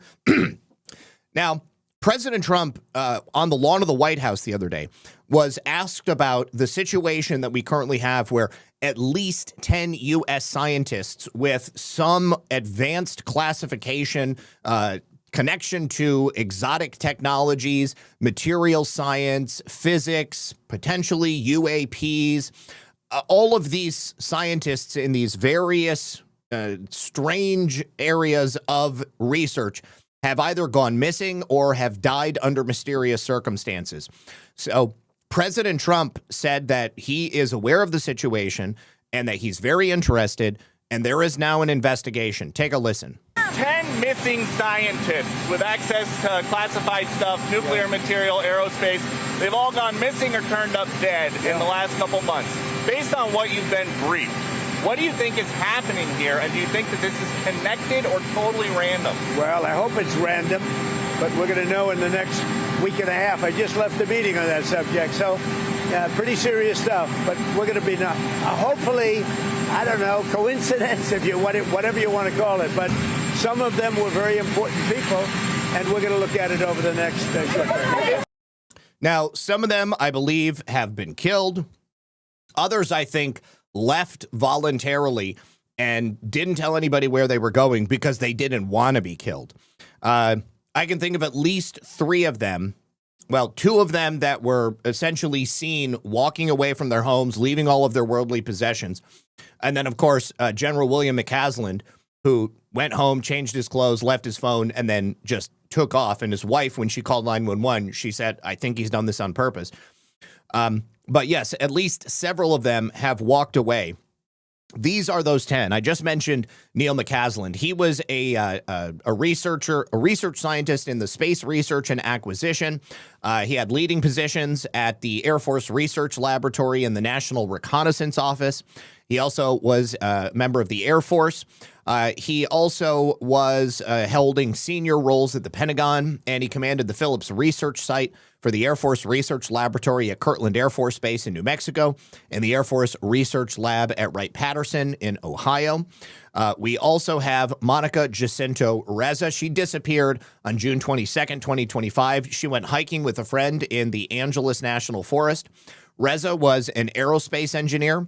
She was the co-creator of Mondaloy. This is a nickel-based alloy that's capable of withstanding extreme heat, like from rocket engines. At the time of her disappearance, she was the director of materials processing at NASA's Jet Propulsion Laboratory. Stephen Garcia, he disappeared August 28th of 2025. He was last seen at his home in Albuquerque, and he was captured on surveillance, leaving his home and carrying a handgun. Clearly, he was looking to protect himself. Garcia was a government contractor that was tied to the Kansas City National Security Campus. That's a key facility responsible for producing the vast majority of non-nuclear components used in the U.S. nuclear weapons arsenal. His role reportedly gave him high-level security clearance and oversight of sensitive assets. And then Carl Gromer, who we've also spoken about before, he was murdered mysteriously in February of this year. He was shot at his home in the middle of BFE in California.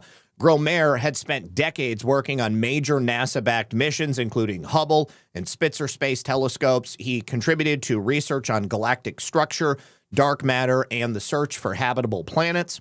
Nuno Loureiro, you remember, he was killed last December. He was shot at his home in Brookline, Mass. He was a leading figure in fusion research technology, studying plasma physics, working on technologies aimed at harnessing near limitless clean energy. This was at MIT. Frank Maywald, he was an engineer at NASA's JPL lab. He died July 4th, 2024, under mysterious circumstances. No cause of death was given. Melissa Casius, she disappeared June 26th of 2025. She also was seen walking along in New Mexico. She and her husband both worked at Los Alamos. She took him to work, and then she said, "Oh, honey, I forgot something. I forgot my lunch. I'm going to go home and get my lunch." And so she left, and she left her husband at Los Alamos. And then she called her daughter and brought her daughter lunch. They had lunch together, and then she said, "I love you," and she went back home. And then she was last seen on somebody's surveillance footage walking down this road, going nowhere, and she hasn't been seen since. She and her husband not only worked at Los Alamos, but they owned a business together. They had like a hunting supply business, and they would do tours. They would take people out to go shooting and do hunting. Anthony Chavez, he was reported missing May 8th of last year. Also last seen at his home in Los Alamos. Lots of these happening in New Mexico. And then Jason Thomas, he was missing December 31st of 2025, and he was found dead on March 17th of 2026. His body was believed to be recovered from Lake Quannapowitt. Somebody is going to tell me how to say that. After the ice thaw, officials have said that no foul play is suspected, though his cause of death and his manner of death have also not been publicly revealed. A couple of the ones that died are like that. However, there is another one which happened a couple of years ago. A woman by the name of Amy Eskridge. I spoke about this at the time because it was just very, very strange. But she's been brought up by Republican Representative Eric Burleson because he's on the House Oversight Committee.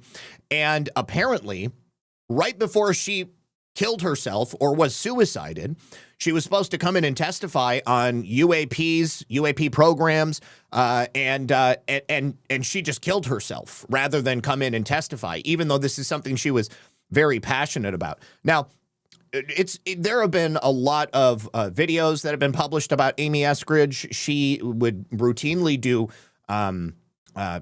live streams, and it's been said that, her mental state was starting to fracture. I don't know whether or not any of that is true, but she was supposed to come forward and speak before Congress, and then she died in a very mysterious way. Now, Burleson said this is too coincidental, so we have to be investigating this. She is not the first whistleblower about UAPs and advanced technology that was supposed to come testify before Congress and then mysteriously died just before it was supposed to happen. Let's hear it from Congressman Burleson. They just literally disappeared, left all of their devices at home. This is not normal. These are some UAPs are unidentified aerial phenomena.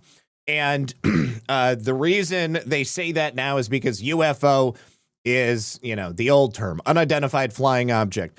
Unidentified aerial phenomena could mean exotic technology from anybody on Earth, including the United States, or a breakaway civilization that has stolen all advanced scientific technology and refused to share it with the rest of the world. It could also refer to perhaps, things from the spiritual realm that are breaking through into our arena of perception. It could mean, UFOs, aliens in the traditional sense.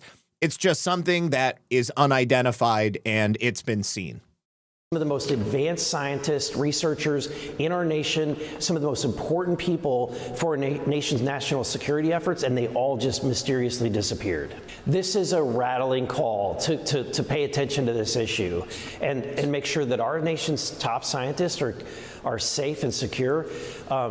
This is too coincidental, and so we have to be investigating this. We need to have our nation's top investigators, the FBI, and every agency looking into this matter.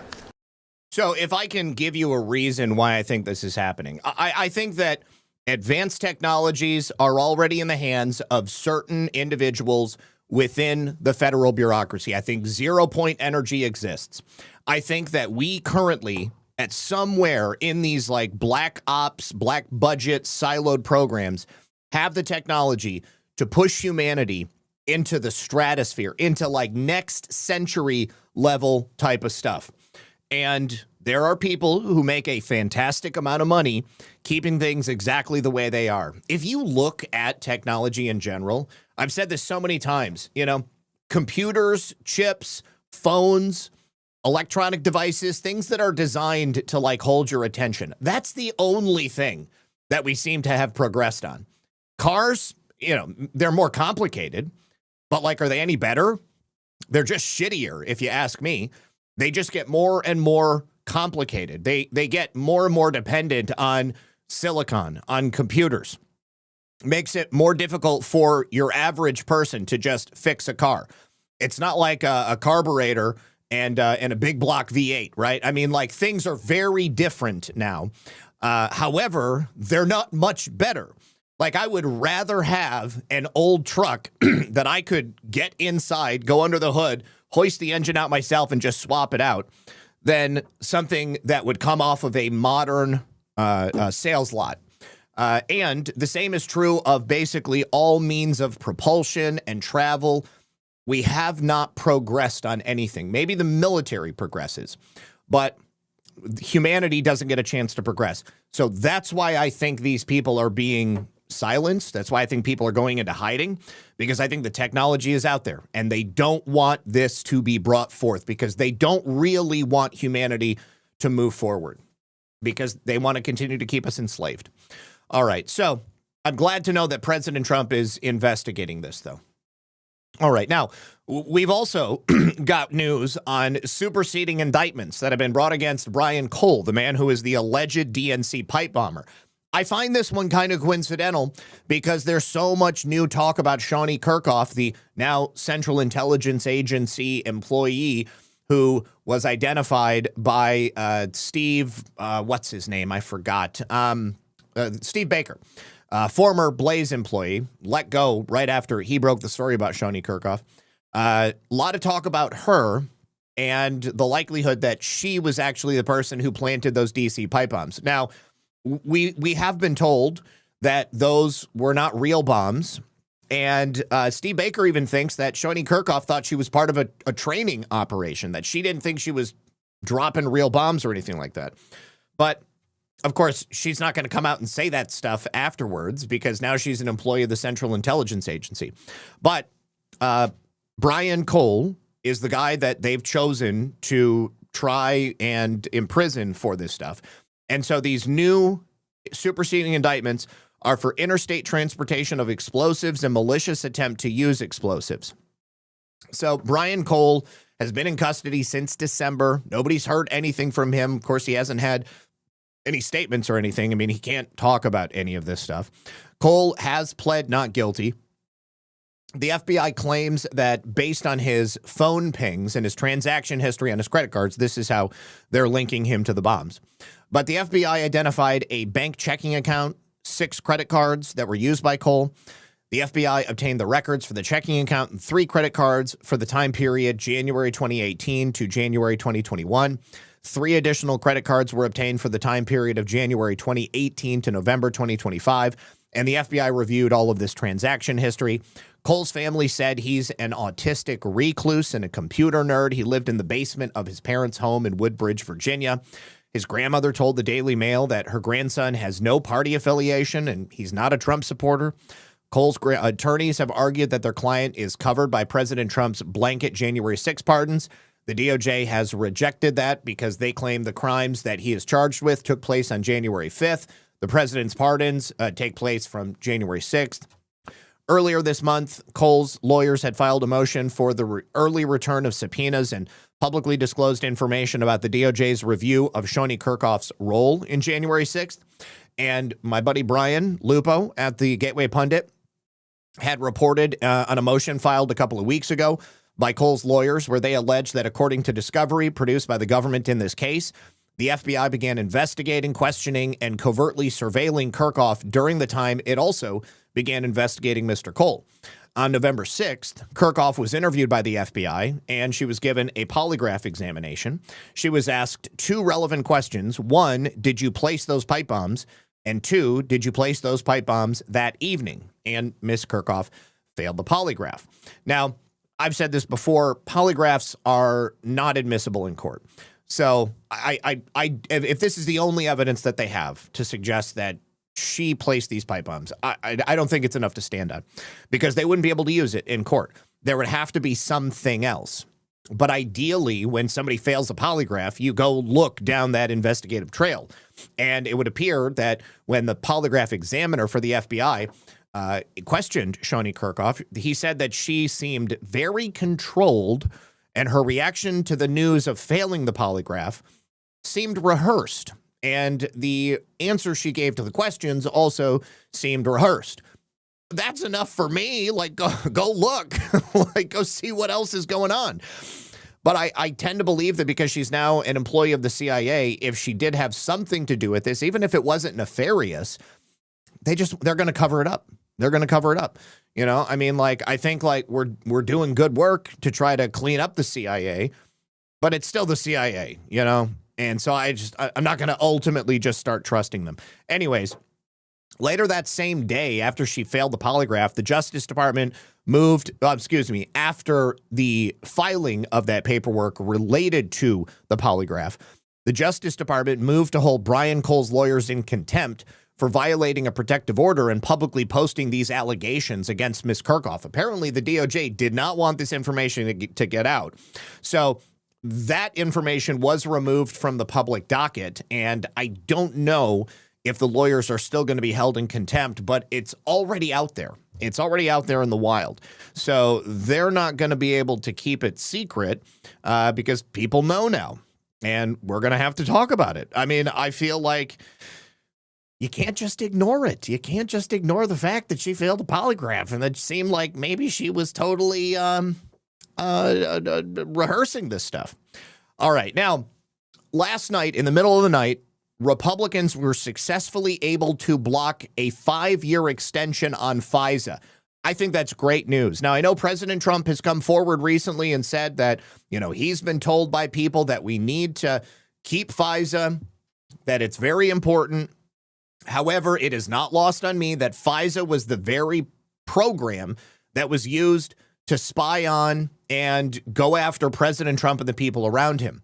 I have no problem with the Foreign Intelligence Surveillance Act being used to surveil foreigners, but when the Foreign Intelligence Surveillance Act is abused to go after Americans, that's a problem. So Lauren Boebert and a number of others, Tim Burchett, they voted to strike this down.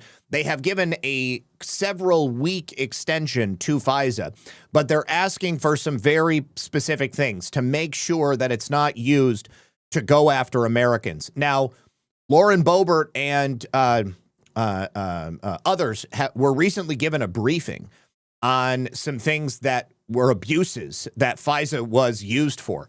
And she mentions it in this clip with her and Nick Sorter, talking about how there is more that is yet to be revealed. And so obviously we got to keep watching this space. All right, so we are here at the U.S. Capitol. Let me just bend down a little bit here. You're a little bit shorter than I remembered, but we're here at the U.S. Capitol right now, 1:30 in the morning, and they are trying to ram through this deep state surveillance bill, where, again, they want to extend FISA by how many years? 5 years. The same thing they used to spy on President Trump's campaign, they're trying to extend by 5 years, clean extension. And you're not going to accept that, are you?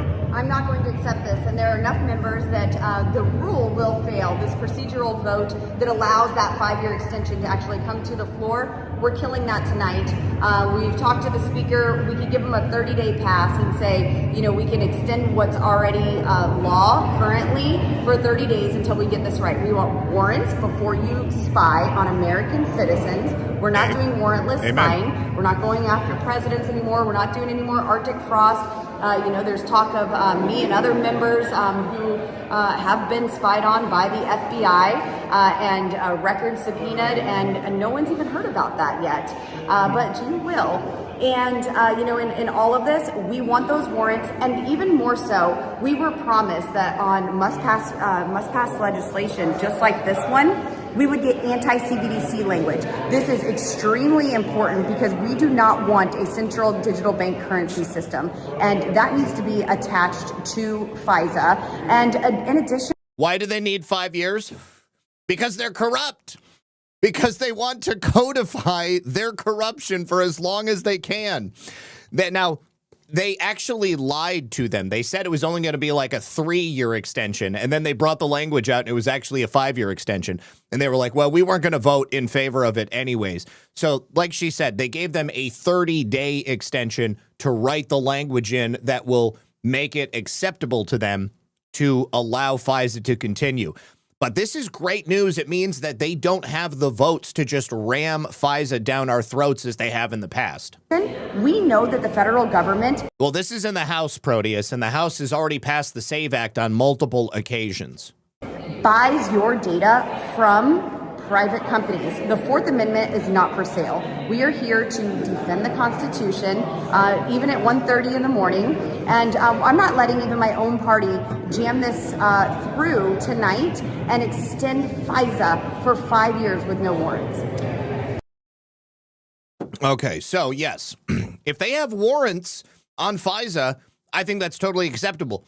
But again, at the end of the day, it is the Foreign Intelligence Surveillance Act. And remember, FISA goes both ways. It can be both used appropriately and abused. And,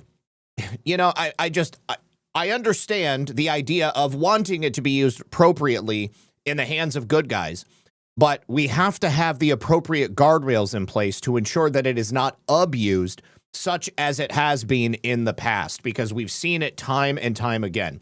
Boebert's not wearing her glasses. Maybe she got LASIK. Maybe, maybe she's dating a new guy and she's just really happy and she's taking care of herself. I don't know. But yeah, she looks definitely different with the glasses off. All right. Now, some controversial information coming from the federal government. The DOJ, the FBI, ATF, they are claiming that bullet fragment they had from Charlie Kirk's assassination has now been conclusively identified as a .30 caliber bullet that matches the same rifle used by alleged assassin Tyler Robinson. However, I say controversial because the method by which they claim they have identified it is actually not used any longer. It's actually a methodology that they stopped using because it was completely unscientific. So this bombshell, supposedly new court filing in the case against Tyler Robinson, provides these new details about the bullet. So the forensic details about the examination of this bullet have fueled obvious debates. And of course, a lot of people are asking questions about the very nature of this bullet itself, because the defense had originally revealed in court filings that the ATF was unable to identify the bullet recovered at autopsy as a bullet that came from Mr. Robinson's gun. But this new ATF summary, part of forensic documents that were filed by the defense and now unsealed by a judge on Wednesday evening, reveal more details about the forensic examination and the recovered evidence that allegedly came from the scene.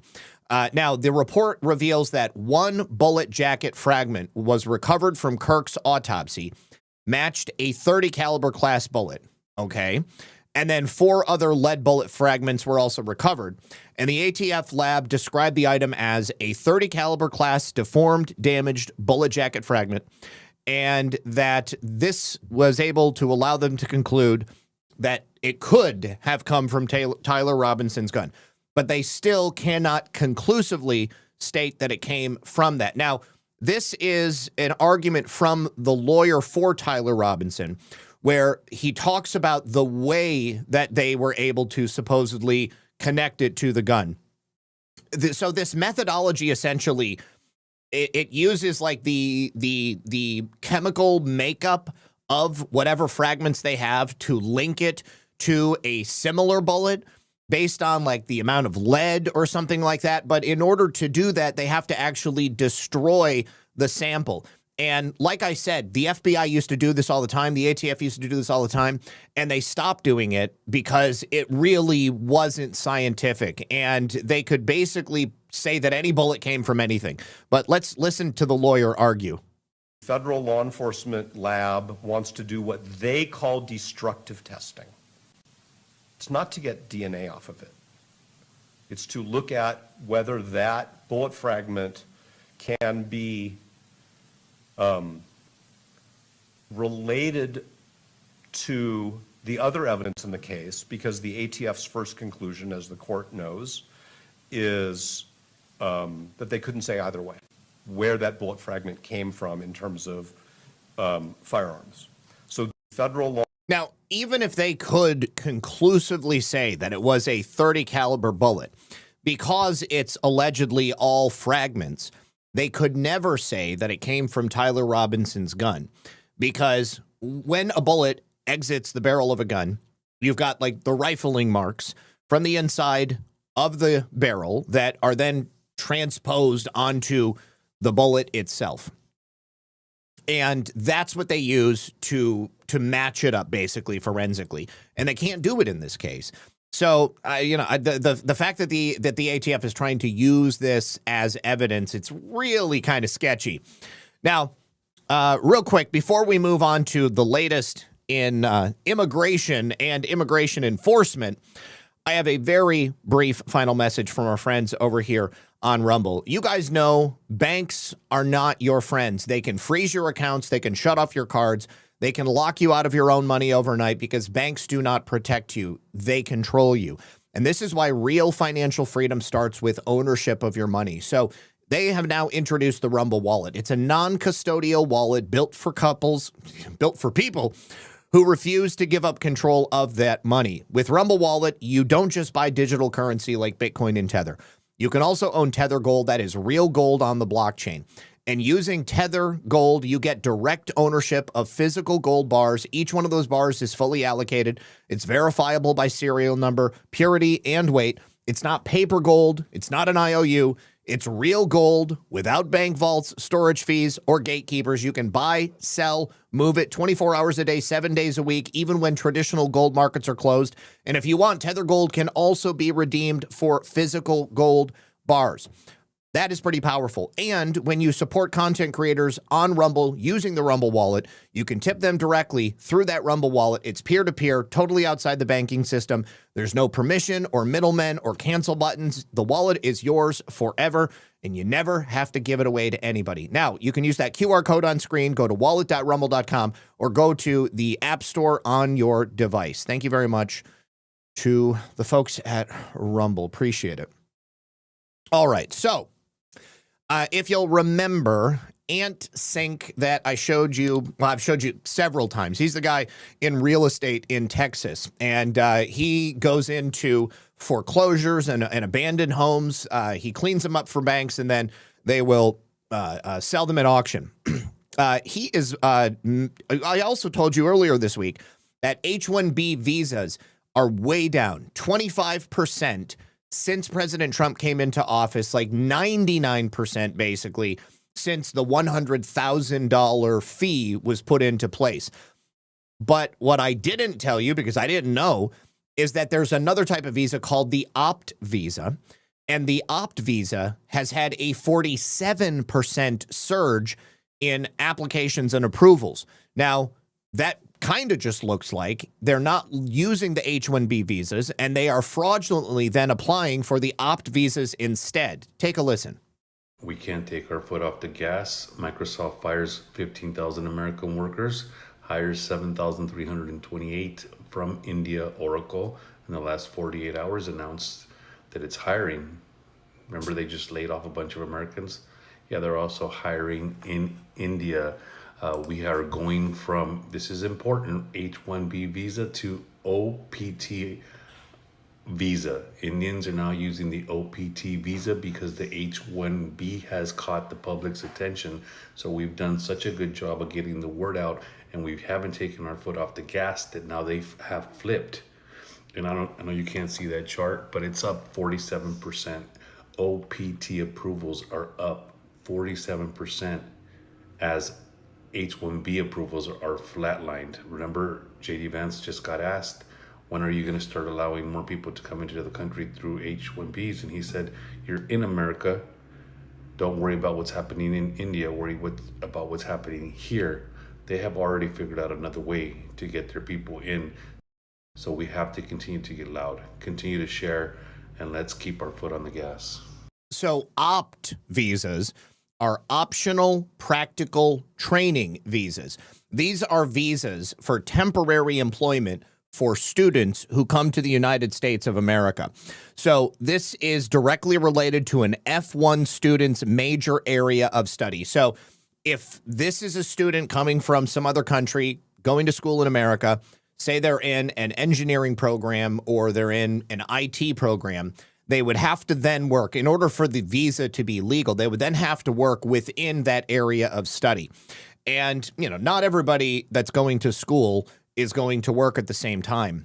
But it seems like now this is a way that they are basically finding a loophole to be able to come to the United States. And they're probably getting scholarships. Who knows whether or not these people are deserving of any of those things. We have seen a tremendous amount of people abuse the visa system by, you know, having faked documents or even having somebody else do the interview for them, that sort of thing. But inevitably, it leads to foreigners getting American jobs and Americans essentially being let go. He gave Microsoft as the example. We talked about that when it happened. Totally disgusting that any American company would be firing tens of thousands of Americans and then going out and illegally intending to hire exclusively immigrants, which they are then going to offer visas to. Obviously, the opt visa doesn't require the $100,000 payout that they would if they were doing the H-1B visa. So I can only hope that somebody is paying attention to this in the federal government. Now, I also wanted to tell you about an MS-13 gang member, a man by the name of Franklin Antonio Amaya Paredes. He's an illegal from El Salvador, and he was living in a sanctuary jurisdiction, Massachusetts this time. Massachusetts admitted today that he committed 3 gruesome murders, not only in Massachusetts, but also in Virginia.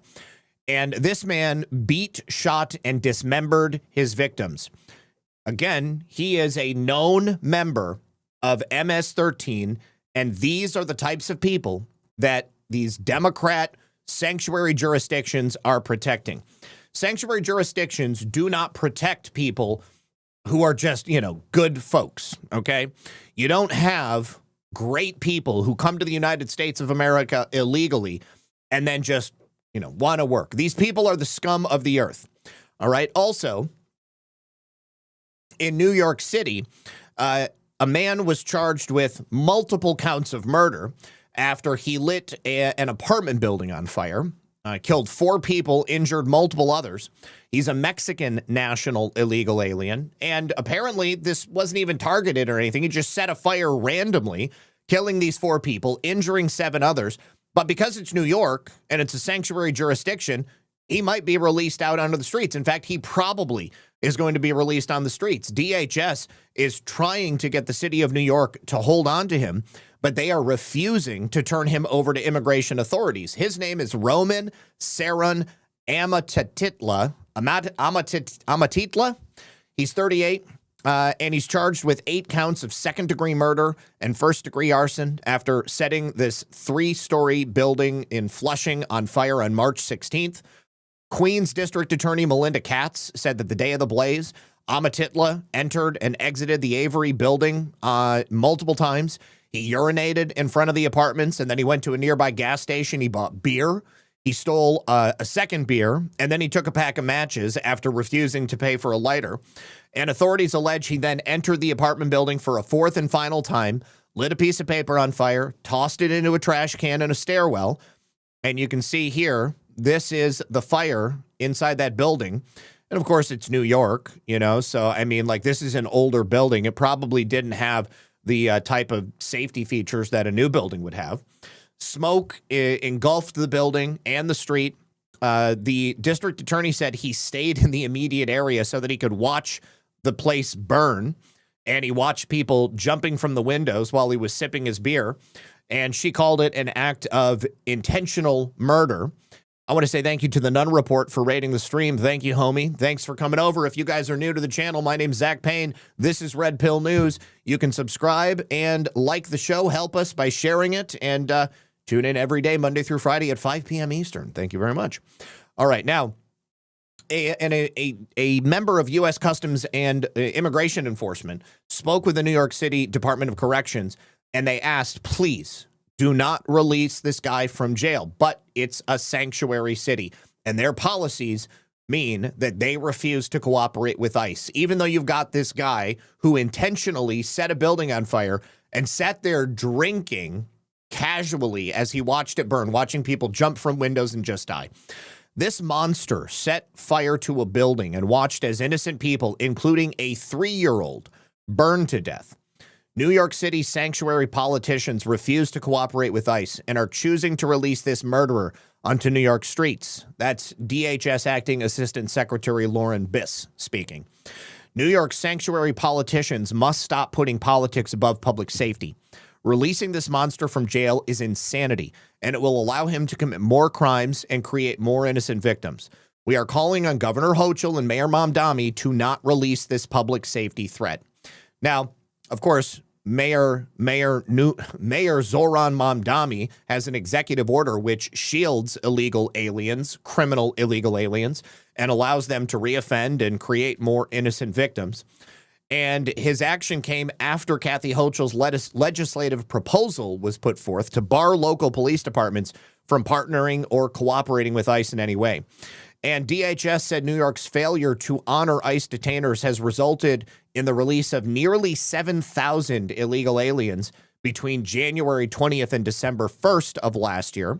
They're accused of committing a whole host of crimes, including 29 homicides, 2,509 assaults, 199 burglaries, 305 robberies, 392 dangerous drug offenses, 300 weapons offenses, and 200 sexual predatory offenses.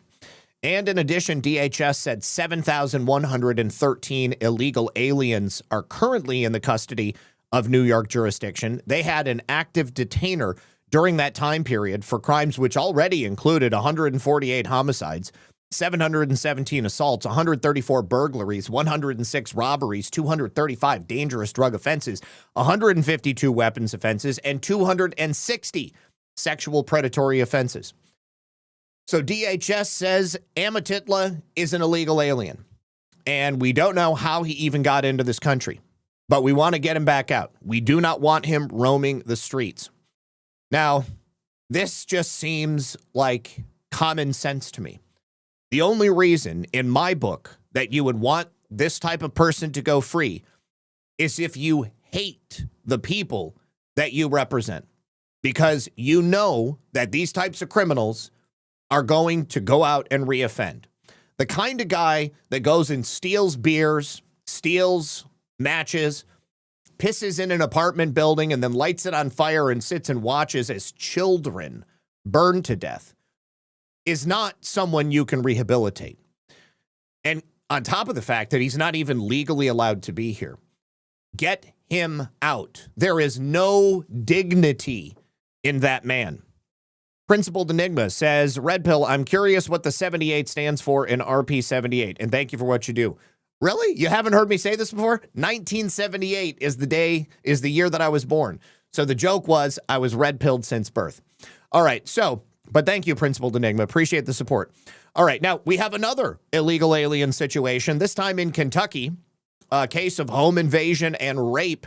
Alberto Vasquez Hernandez, he told officers that he ran from police because he feared being arrested by ICE, and he was trying to avoid immigration. In the midst of running from police, he just figured he'd break into somebody's house and rape them. I mean, you know, it's what you do, right? The woman told police that the man identified as Alberto Vasquez Hernandez arrived at her home around 2 p.m., repeatedly knocked on the front door, and was told to leave. He then went to the back of the residence and forced entry by breaking the exterior lock. Once inside, police say Vasquez Hernandez went to the victim's bedroom and attempted to pull down her pants. The woman called for her son, who entered the room, prompting Vasquez Hernandez to flee the home. Police later found him at a home on Oak Grove Way, and after getting a search warrant, Vasquez Hernandez was taken into custody. Vasquez Hernandez was arrested and charged with second-degree burglary and third-degree sexual abuse. He was taken to the Warren County Regional Jail. The woman... Yeah, it's all by design. They do this on purpose. Now, let's talk about F around and find out, because Houston just effed around and found out. Now, the mayor of Houston, John Whitmire, was in favor of a new anti-ICE policy. And the state of Texas said, hey, if you pass a law saying that your local police cannot help ICE, then we're going to withhold our state funding, $110 million. Well, the city of Houston passed the anti-ICE law, and the state of Texas closed Houston's accounts. And they took all the money. So Houston is now being forced to repeal the laws because they can't afford to not have access to that money. And the mayor of Houston is kind of freaking out. Let's take a listen. There's a real concern about we lost it. You know, some say it's a threat. No, we lost our state funding to the tune of $110 million. Yesterday, about 3 o'clock, they closed our accounts. So we've got to address this serious matter. We had a reasonable immigration ICE policy that was working well, but 3 council members that are running for office decided to make this a higher profile issue. The law requires us to look for warrants. If an ICE warrant came up, we had to check with ICE to see what their plans were. So we've got a sound policy. The funding, not only threat, but removal, would affect human traffic enforcement, our cadet classes, our FIFA safety. So we've got to correct that policy. And it does not matter what a council member's legal opinion is. There's only one opinion that matters, and that's the governor's, because he controls. These are grants. These are not in appropriations. They're grant. He grants them. We agree to follow the law. It's frustrating from every venue for Houstonians. I've got to look out for Houston's health and welfare, starting with public safety. You know, others that want to make an issue out of this, they represent a small share of the population. So yes, this is because of the Houston City Council. Houston City Council is directly responsible for the state of Texas peeling back this money, closing down the accounts. And if they don't reverse course, if they don't repeal these new laws, then they're not going to get that money. But Houston is now in the process of repealing this anti-ICE ordinance. And the ordinance that they passed limited Houston Police Department's cooperation with ICE. Now they have to follow the Texas law because that's what's on the books. All right, now we have another case, this time in Missouri.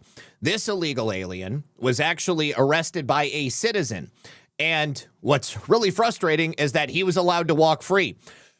After he walked free, he brutally assaulted and guess what? Attempted to rape a local masseuse just a couple of days later. This man is Oliver Valle Ramos.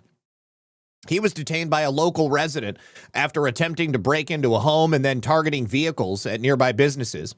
He was handed over to the Jefferson County Sheriff's Department, and instead of being locked up, they just let him go. But days later, he walked into a local massage parlor, exposed himself, viciously assaulted a woman, and tried to rape her. Now, according to the probable cause statement and the felony complaint, Oliver Valle Ramos, who has no listed address, is charged with attempted rape in the first degree, sexual misconduct in the first degree, assault in the second degree, and stealing. It's a pretty horrific thing. This woman never should have had to go through this, and I don't know what the hell's wrong with Jefferson County. But they have charged him now, and they said that a judge has ordered him held without bond because he's a danger to the community and a flight risk. But again, it was completely preventable. This man never should have been released in the first place. If this was an American citizen trying to break into a house, smashing windows on cars and stealing people's wallets, you better believe you would have went straight to jail that night. And God bless this brave American patriot who held this piece of shit until the police arrived, only for the police to completely screw the pooch. The real reason.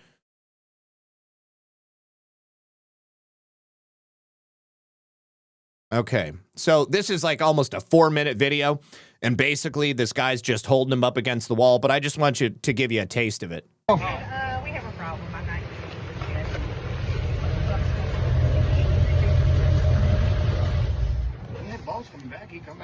Just chill. Police are going to be here soon. I don't speak fucking Spanish, big guy. You know what I speak? Breaking into cars and stealing shit and getting caught. Pendejo?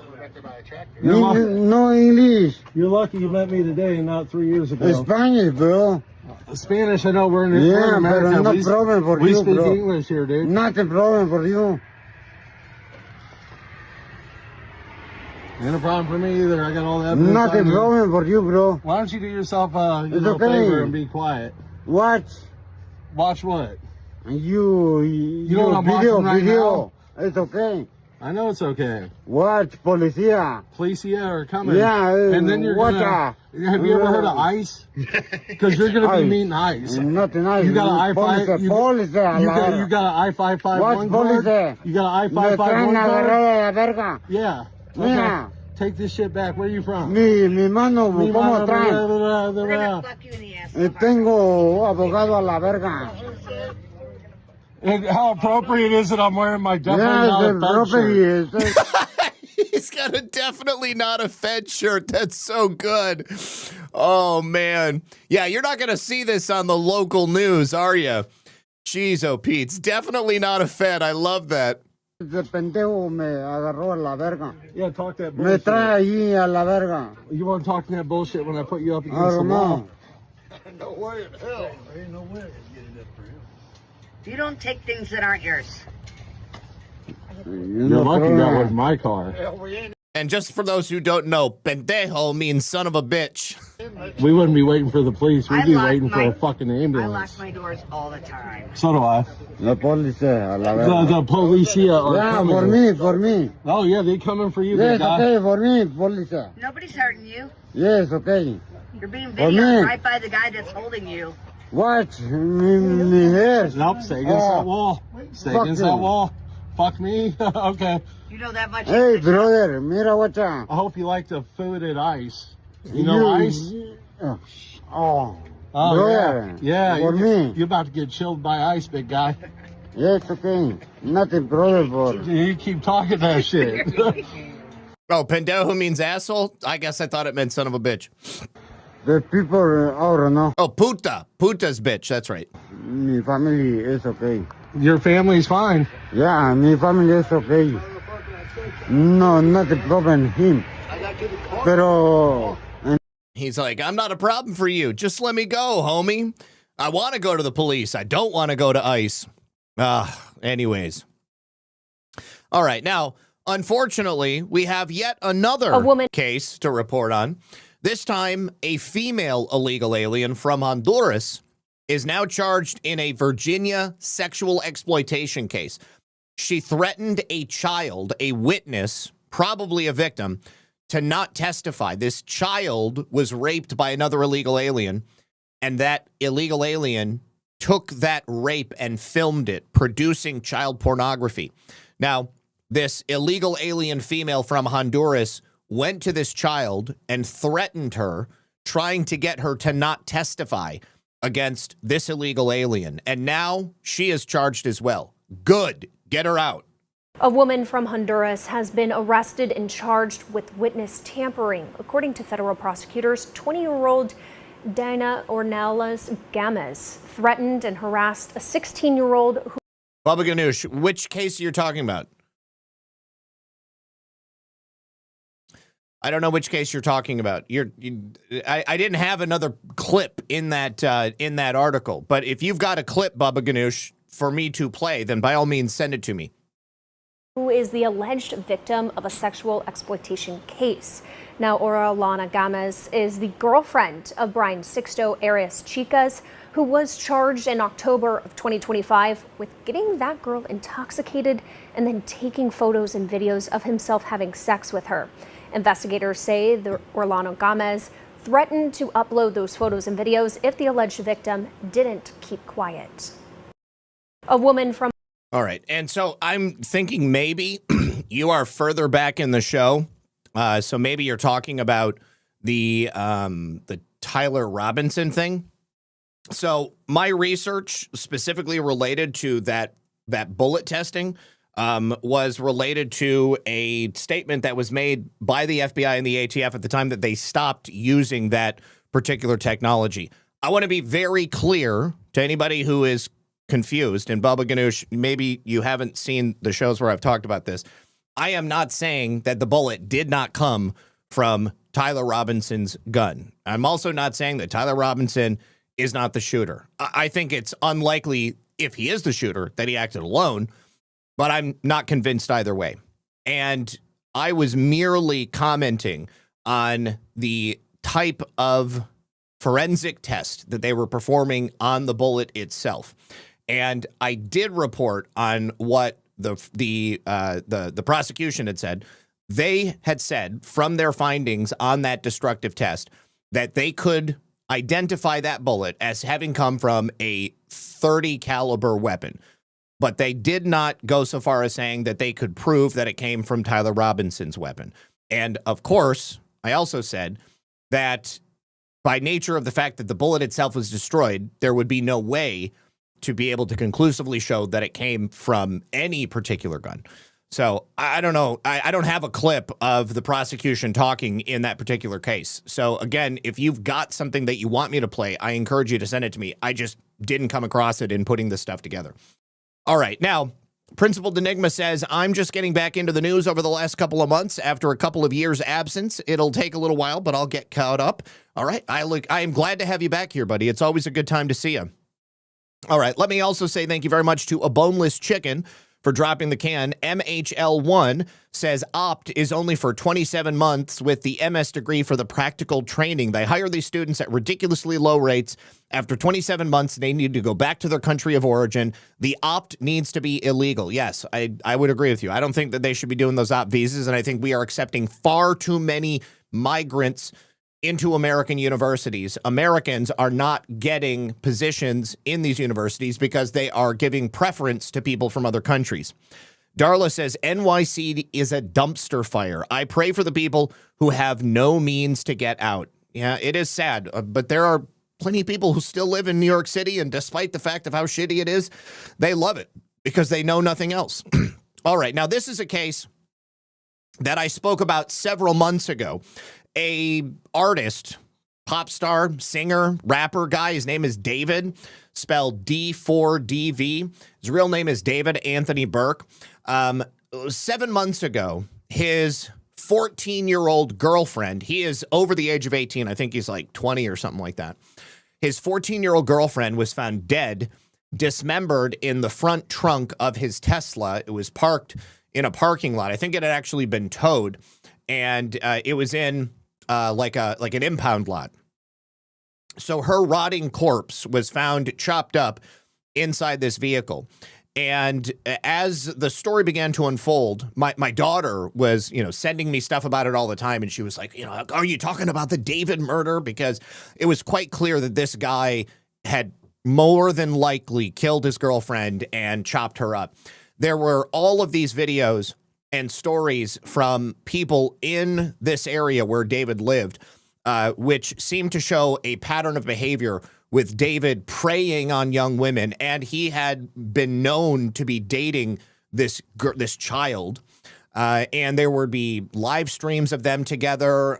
There were also strange things in his music, which seemed to indicate, he'd had a song about killing his girlfriend, and obviously it's his car, and she's chopped up in his car. I mean, how many people are probably going to be responsible for that? So LA police have confirmed that 20-year-old Houston-born singer David Anthony Burke has finally been arrested for the horrific murder of his 14-year-old girlfriend. Her name is Celeste Rivas Hernandez. This is a case, I believe her body was found in September of last year, and he is being held without bail, which is the only thing that makes any sense in this case. Of course, if he would have been an illegal alien, they would have just, let him out and given him no bond at all. So it's not just that her body was chopped up and put in like garbage bags. She was actually found in cadaver bags. Like these are the bags that you will find at like the morgue and stuff like that. So there is undoubtedly some a preemptive nature to the attempt to cover up her murder. And I'm certain that they will probably be able to track down the actual like purchase history for those cadaver bags. She had also been frozen. So she was thawing out in this vehicle, in the Tesla, as she was in there. And she had been there for some time because it was starting to stink. Her head was cut off. She was hacked into pieces. First responders got there to like open up the trunk, and it was obvious there was somebody dead inside there. It smelled terrible, pretty disgusting. And obviously he owned the vehicle. Now, according to the filing in the LA Superior Court, to compel evidence from an out-of-state witness, this is a friend of David's, prosecutors wrote that Rivas Hernandez's remains were discovered September 8th after a tow yard manager reported the smell of decay coming from that Tesla registered to Burke. The Texas judge rejected the efforts to block the enforcement of the demands for testimony that was given February 2nd. And this witness was like David's best friend. He was ordered to appear for testimony, but because grand jury proceedings are secret until the indictment is processed, we didn't know if this kid had ever showed up. But part of the ongoing investigation, the LA County Department of Medical Examiner has claimed they have removed public information about this case since last November. And it indicated at that time that the cause of death of Rivas Hernandez was undetermined. And that's likely because there was great care that was taken to chop her up and cover up the fact that, she was gone. So detectives for the LAPD told local news that they believe that she died probably in the spring of 2025. And likely more than one person was involved in her death and obviously the attempt to dispose of her body. So LAPD detectives searched a home in Hollywood Hills where Burke was said to be living, and they were seen removing bags and various pieces of evidence from the home. This was also not very far from where the Tesla was ticketed and then impounded in early September. Multiple reports shared that the Tesla was registered directly to Mr. Burke. The car was impounded for months. Celeste was last seen in Southern California after she told family members she was going to meet Mr. Burke. The victim's mother previously had spoken out, raising questions about any possible relationship or, more importantly, grooming that was going on involving this guy, 20-year-old, and this missing teenage girl. But, of course, justice moves rather slow in California. Now, the Tesla was parked on Bluebird Avenue, not far from this Hollywood Hills rental home that David Burke was living in. Detectives saved a search warrant and served it at the home where they got all of these pieces of evidence. On November 18th, LAPD told KTLA that Burke was considered a suspect. She had been missing from Lake Elsinore since April of 2024. This guy groomed her and was like sleeping with her when she was 13 years old. So this relationship between her and Burke is obviously a big part of the investigation. We've got images and videos from online. It shows them together. They're obviously in a sexual relationship. The mother of the victim had told investigators that she met David that she was going to meet David at the time that she disappeared. They reportedly also had matching tattoos on their right index finger with the letters shh, which seems to be a hint at keeping their relationship safe. And also, at the time, she was reportedly telling people in David's circle that she was 19 years old, not 13 years old. It's a really tragic story, really, really awful. And I'm glad to see that this guy is finally getting arrested. Oh, absolutely remember Ed Buck. Absolutely remember Ed Buck. ZBM says, oh, there were two rants. Hopped in late. Just curious, have you covered the ICE agent who was arrested? I actually did well, wait a second. I covered the ICE agent who was indicted in Minnesota. I don't know how they got away with it. I hope Trump doesn't allow any more ICE arrests. I messed up my first rant. Late to the show. Have you covered the arrest of the ICE agent? Don't know how they got away with it. And I hope Trump doesn't allow ICE arrests to continue. You are the best. So again, I only know about an ICE agent that was indicted in Minnesota. If he was arrested, I don't know about it because he's not a Minnesota resident. He lives in Maryland. But, well, let's go to it right now. ICE agent arrested.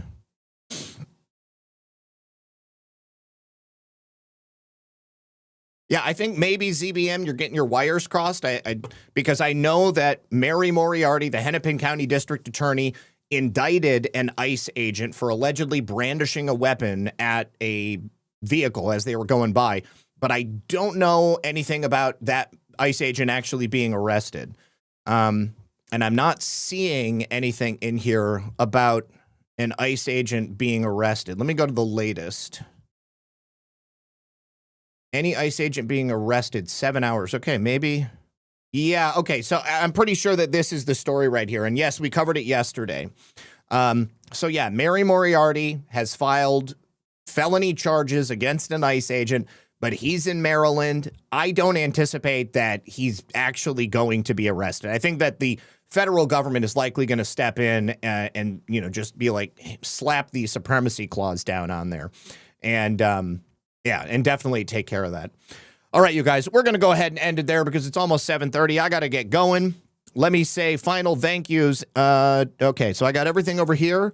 It looks like I got everything over there as well. Let me just check the Cash App, and we'll check the Ko-Fi, make sure I didn't miss anything.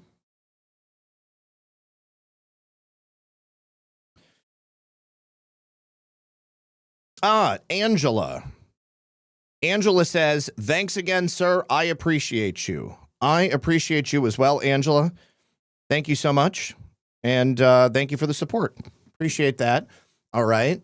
And again, let me just say, anyone, all of you in the chat, my email is in the description of every single video, redpill78@proton.me. You can also go to my website, redpill78news.com. There's a contact form and a submission form to send me things. If there's anything that I cover and you think that it deserves additional coverage, I encourage every single one of you to send me that stuff.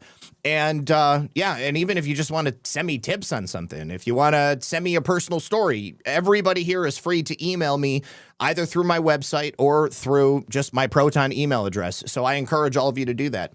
Let me see. I'm going to check my Ko-Fi real quick, and we'll see if anything has come through there. Nope, nothing on Ko-Fi. ko-fi.com/redpill78. And that is how you can, it's kind of like buy me a coffee. It's basically, buy me a coffee, except I'm banned on buy me a coffee. So, okay. All right. And let me see. Yeah. Okay. So hold on just a second. I will send you the MCG TAC link into the chat right now, and I will post it down below. Okay. G. Fontes said, Zach, what about the documentary this weekend you mentioned? Oh, yeah, okay. So, first of all, the IRS agent who is in that documentary, his name is Joe Bannister, and I'm about to get him on the show. He's actually somebody who views the show, I guess, is actually friends with former IRS Special Agent Joseph Bannister. And they're putting me in touch with him. So he's actually going to be a guest on the show. Yeah, I am definitely going to raid Why We Vote, Claire. Yeah, sit tight. And so, yes, and on Sunday, we are also on Rumble Premium going to watch America from Freedom to Fascism, which is the documentary by Aaron Russo about the IRS, where I first became aware of Joe Bannister. Here is Joe right here. He's been doing the rounds recently. He was just on with Matt Gaetz the other day on OAN. He left the IRS, and he hasn't paid his taxes since 1998, and the federal government tried to put him in prison, and he fought them in court, and he won because he knows his stuff, and he educates other people about why the IRS doesn't have any power to enforce the collection of your taxes. This is obviously a sticky subject, and I have always kind of hesitated at telling people to not pay their taxes, but I would love to talk to somebody who understands it a hell of a lot more than I am. Okay, so then if Safari won't open the link, just go to mcgtac.com/redrat. mcgtac.com/redrat. That's all it is. mcgtac.com/redrat. Boom. There you go. That is the link. Spell it out, put it in there, and it'll work. Now, I'm also not using Safari. I'm using Opera, and it's coming up right away on Opera. Let me go ahead and copy that, and I'm going to try to open it on my Safari because I also have Safari open in another window. And it opens just fine for me in Safari, so there's something going on with your computer. All right. That will be all. Thank you for being here.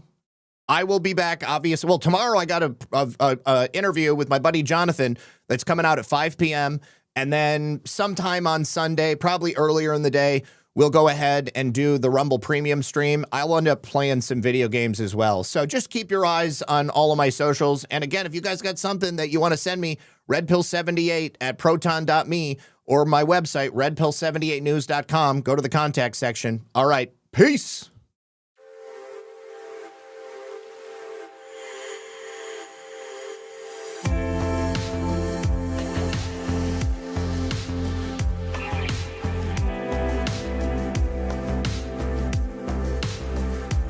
Oh, yeah, and I'll be on OnlyLans tonight for sure. I'm setting up the raid over to Why We Vote right now.